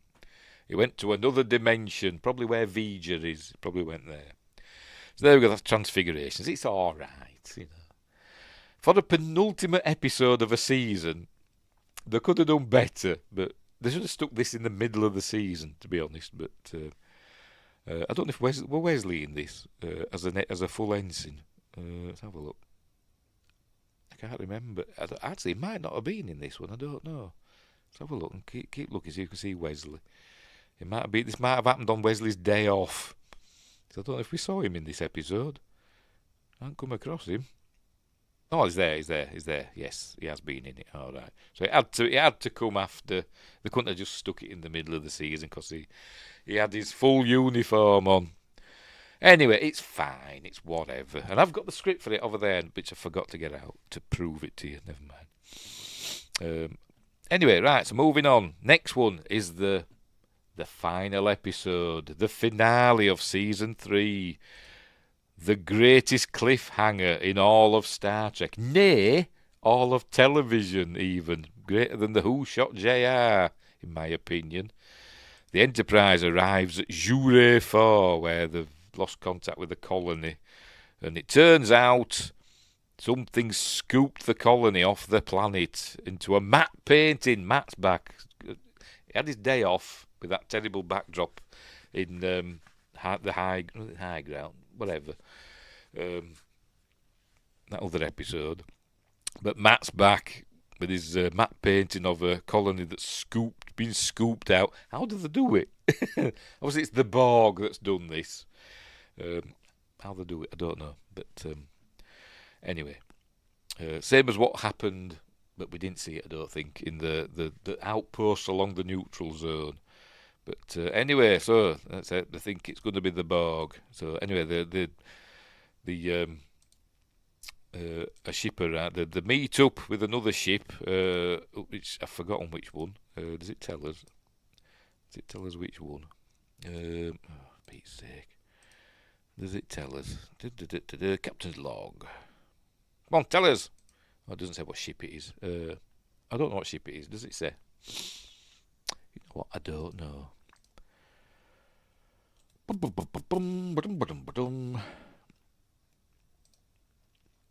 Does it say? It doesn't say what ship it is. Never mind. Admiral Hansen, aka God from Star Trek 5, he arrives with Lieutenant Commander Shelby, Elizabeth Shelby, played by not Elizabeth. Is it Elizabeth Shelby? I don't know now. I'm bloody. What's her name? She's Elizabeth Dennehy. I can't remember her first name. Never mind. Whatever. Elizabeth Dennehy. Brian Dennehy's another blooming Cocoon reference. Brian Dennehy's daughter. She would go on to become an admiral and not killed by the Borg in Picard season 3, even though she was shot twice at point blank range. But never mind. And George Murdoch as Admiral Hansen, as I said, a.k.a. God from Star Trek 5. They arrive. She's like a Borg specialist. They've been trying to work out a defence of the Borg. Because remember, in Season 2, Q sent the Enterprise 7,000 light years to System J25, where they first encountered a Borg cube, which I think was been on its way for 200 years or whatever. Somehow, I don't know, from the Delta Quadrant. After the Star Trek Enterprise Regeneration episode. But anyway, that's by the by. And anyway, the Borg have arrived, it seems. They thought they had more time, because 7,000 light years. It should take them, at maximum warp, 7 years to get there. If you go by Voyager logic. Too bad they never followed up on this story. Oh dear. This episode, yeah, but never had a conclusion, did it? I forgot what I was saying now. Yeah, and so they thought they had more lead time to develop a defence against the Borg, but anyway. So, Riker and Shelby are butting heads. By the way, they've pulled out the captain's chair for Riker again. They've been offered the command of the Melbourne, which I'm not sure what class of ship it is. We do see it in at the beginning of Deep Space Nine pilot episode, Emissary, and I'm not sure what sort of ship it is. I've heard some people say it's a Excelsior class, and some people said it's an Ambassador class, and I'm not sure. But anyway, I'm sure it says on Tinternet. I'm sure it says. I'm going to look it up.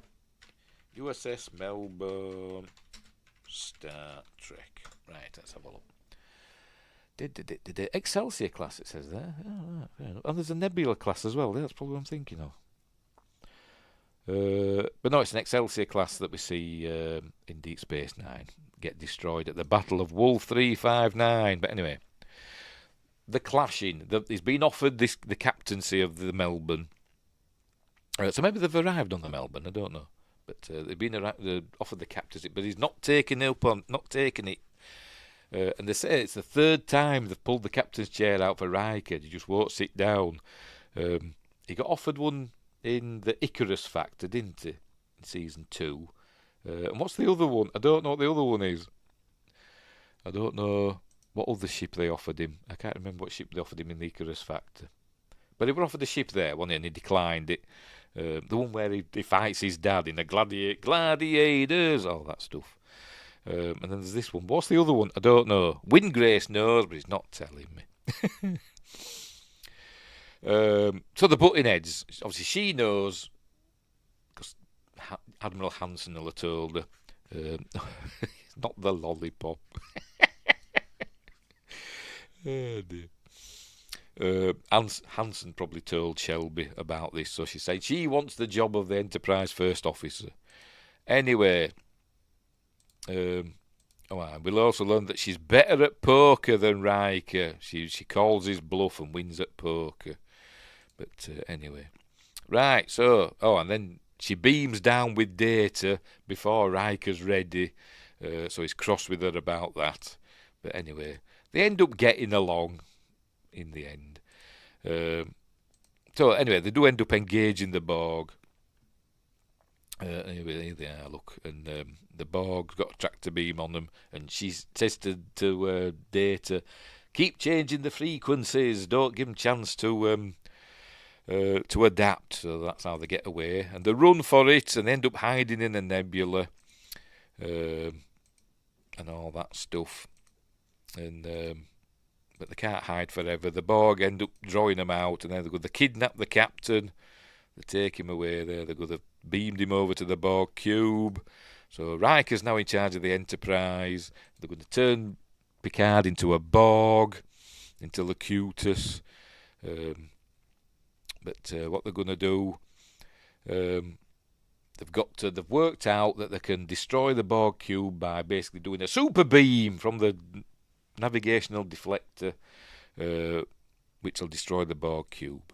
But they're going to beam over first and get information about it and see if they can retrieve the captain. So they blow up some Borg distribution nodes and all that stuff to get them to drop out of warp. So that's what they do. And then they see the captain's there. They say, Captain! And they see him. Just a minute. They're shooting them. Go away. Subtitles. And then she goes, Jean-Luc. There we go. And we see he's being Borgified. Look, I am Locutus of Borg. There he is. Look, and they beam him back. So they've got their one chance now to use the navigational deflector to blow up the Borg cube. And they say, get him out of there. And he says, I am Locutus of Borg. Blah blah blah blah blah blah blah blah. And Riker says, fire! You will service us. And the music's swelling. And Riker, there we go. The camera's moving in on Riker. And he says, fire! Like that. But he doesn't say it properly. If it were Kirk, he'd have gone, fire! Wouldn't he, like that? But it goes, fire. And then it ends! It bloody ends. The first bloody Star Trek cliffhanger. Mr. Worf, fire. To be those dreaded words, to be continued. Oh, God, what's going to happen? We don't know, do we? We don't know what's going to happen. We've got to wait. We've got to wait now till season 4 to find out what happens. Bloody hell. Great episode. But even that didn't make my top 10. The only TNG episodes that made my top 10 of all Star Trek episodes were Evolution, which we saw in this season, and Timescape, which I really, really like, which were number 6 in my all-time list. But there we go. Anyway, so that's the end of season 3 of Star Trek: The Next Generation. That cliffhanger. What was the cliffhanger for season 4? I can't remember. I'm going to have to look it up now. I was thinking about it earlier on. I thought season 5 was Time's Arrow, wasn't it? I think. Season 6 was Descent. Obviously season 7 didn't have one, 'cause that was last one. What was season 4's? Was it Redemption? Or was that a mid-season one? I get them mixed up. Let me have a look. Season 4. Hang on. Star Trek: Next Generation. Season 4. Episodes. Let's have a look. What were they? It was Redemption. Yeah. Well, what was the mid-season Klingon one that we had in one of the seasons? It might have been season 5. There was a 2-part I wanted in the mid-season. Have a look in season 5. The one where Worf went to that planet with the Romulans on, like half Klingon, half Romulans. Is it? There's unification there. Maybe it was season 6 then. It must have been season 6. Which was that one? Oh, yeah, it was season 6 because it was the one that had Deep Space Nine in it, wasn't it? Sort of. Which one was that one?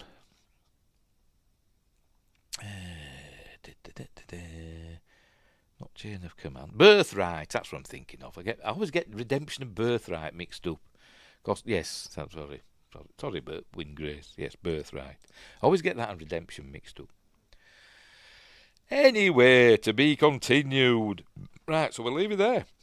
Because we've got to, because we're done. For season 3. We're done for season 3. So I'll be back in 2 weeks. A week on Wednesday. And where we'll look at season 4 of... let me get rid of that. There we go. We'll have a look at season 4 of Star Trek The Next Generation. We'll see what happened. What will happen? What we don't know, do we? They're going to fire on the Borg cube. Will they kill Picard? Who knows? Find out in 2 weeks' time. When we get to season 4 of TNG. So there we go. We'll leave it there. We're all done and dusted. So thanks, Windgrace and Adam Green and Scottish Geek Guy and excuse me, and Josh Temple. Did anybody else pop in? I don't think they did they? I made it not members only, by the way, the chat this time, but I thought I'm not going to broadcast that fact. Anyway, who will be the Doctor next season? Who knows? It could be anybody. Didn't see enough of Dr. Salar, did we? Or however they pronounce it. What's the face? Susie Plaxon. Didn't see enough of her, did we? Anyway, what's up with you, Princess? I'm going to have to go because my cat wants seen to. So we'll leave it there. We will leave it again. Again, don't forget to like and subscribe and share and drop a comment and all that stuff. And explore the links in the description and all that stuff. And I'll get off and see to me cat. So thanks for watching, and wherever you are, look after each other, and until next time, I'll say there.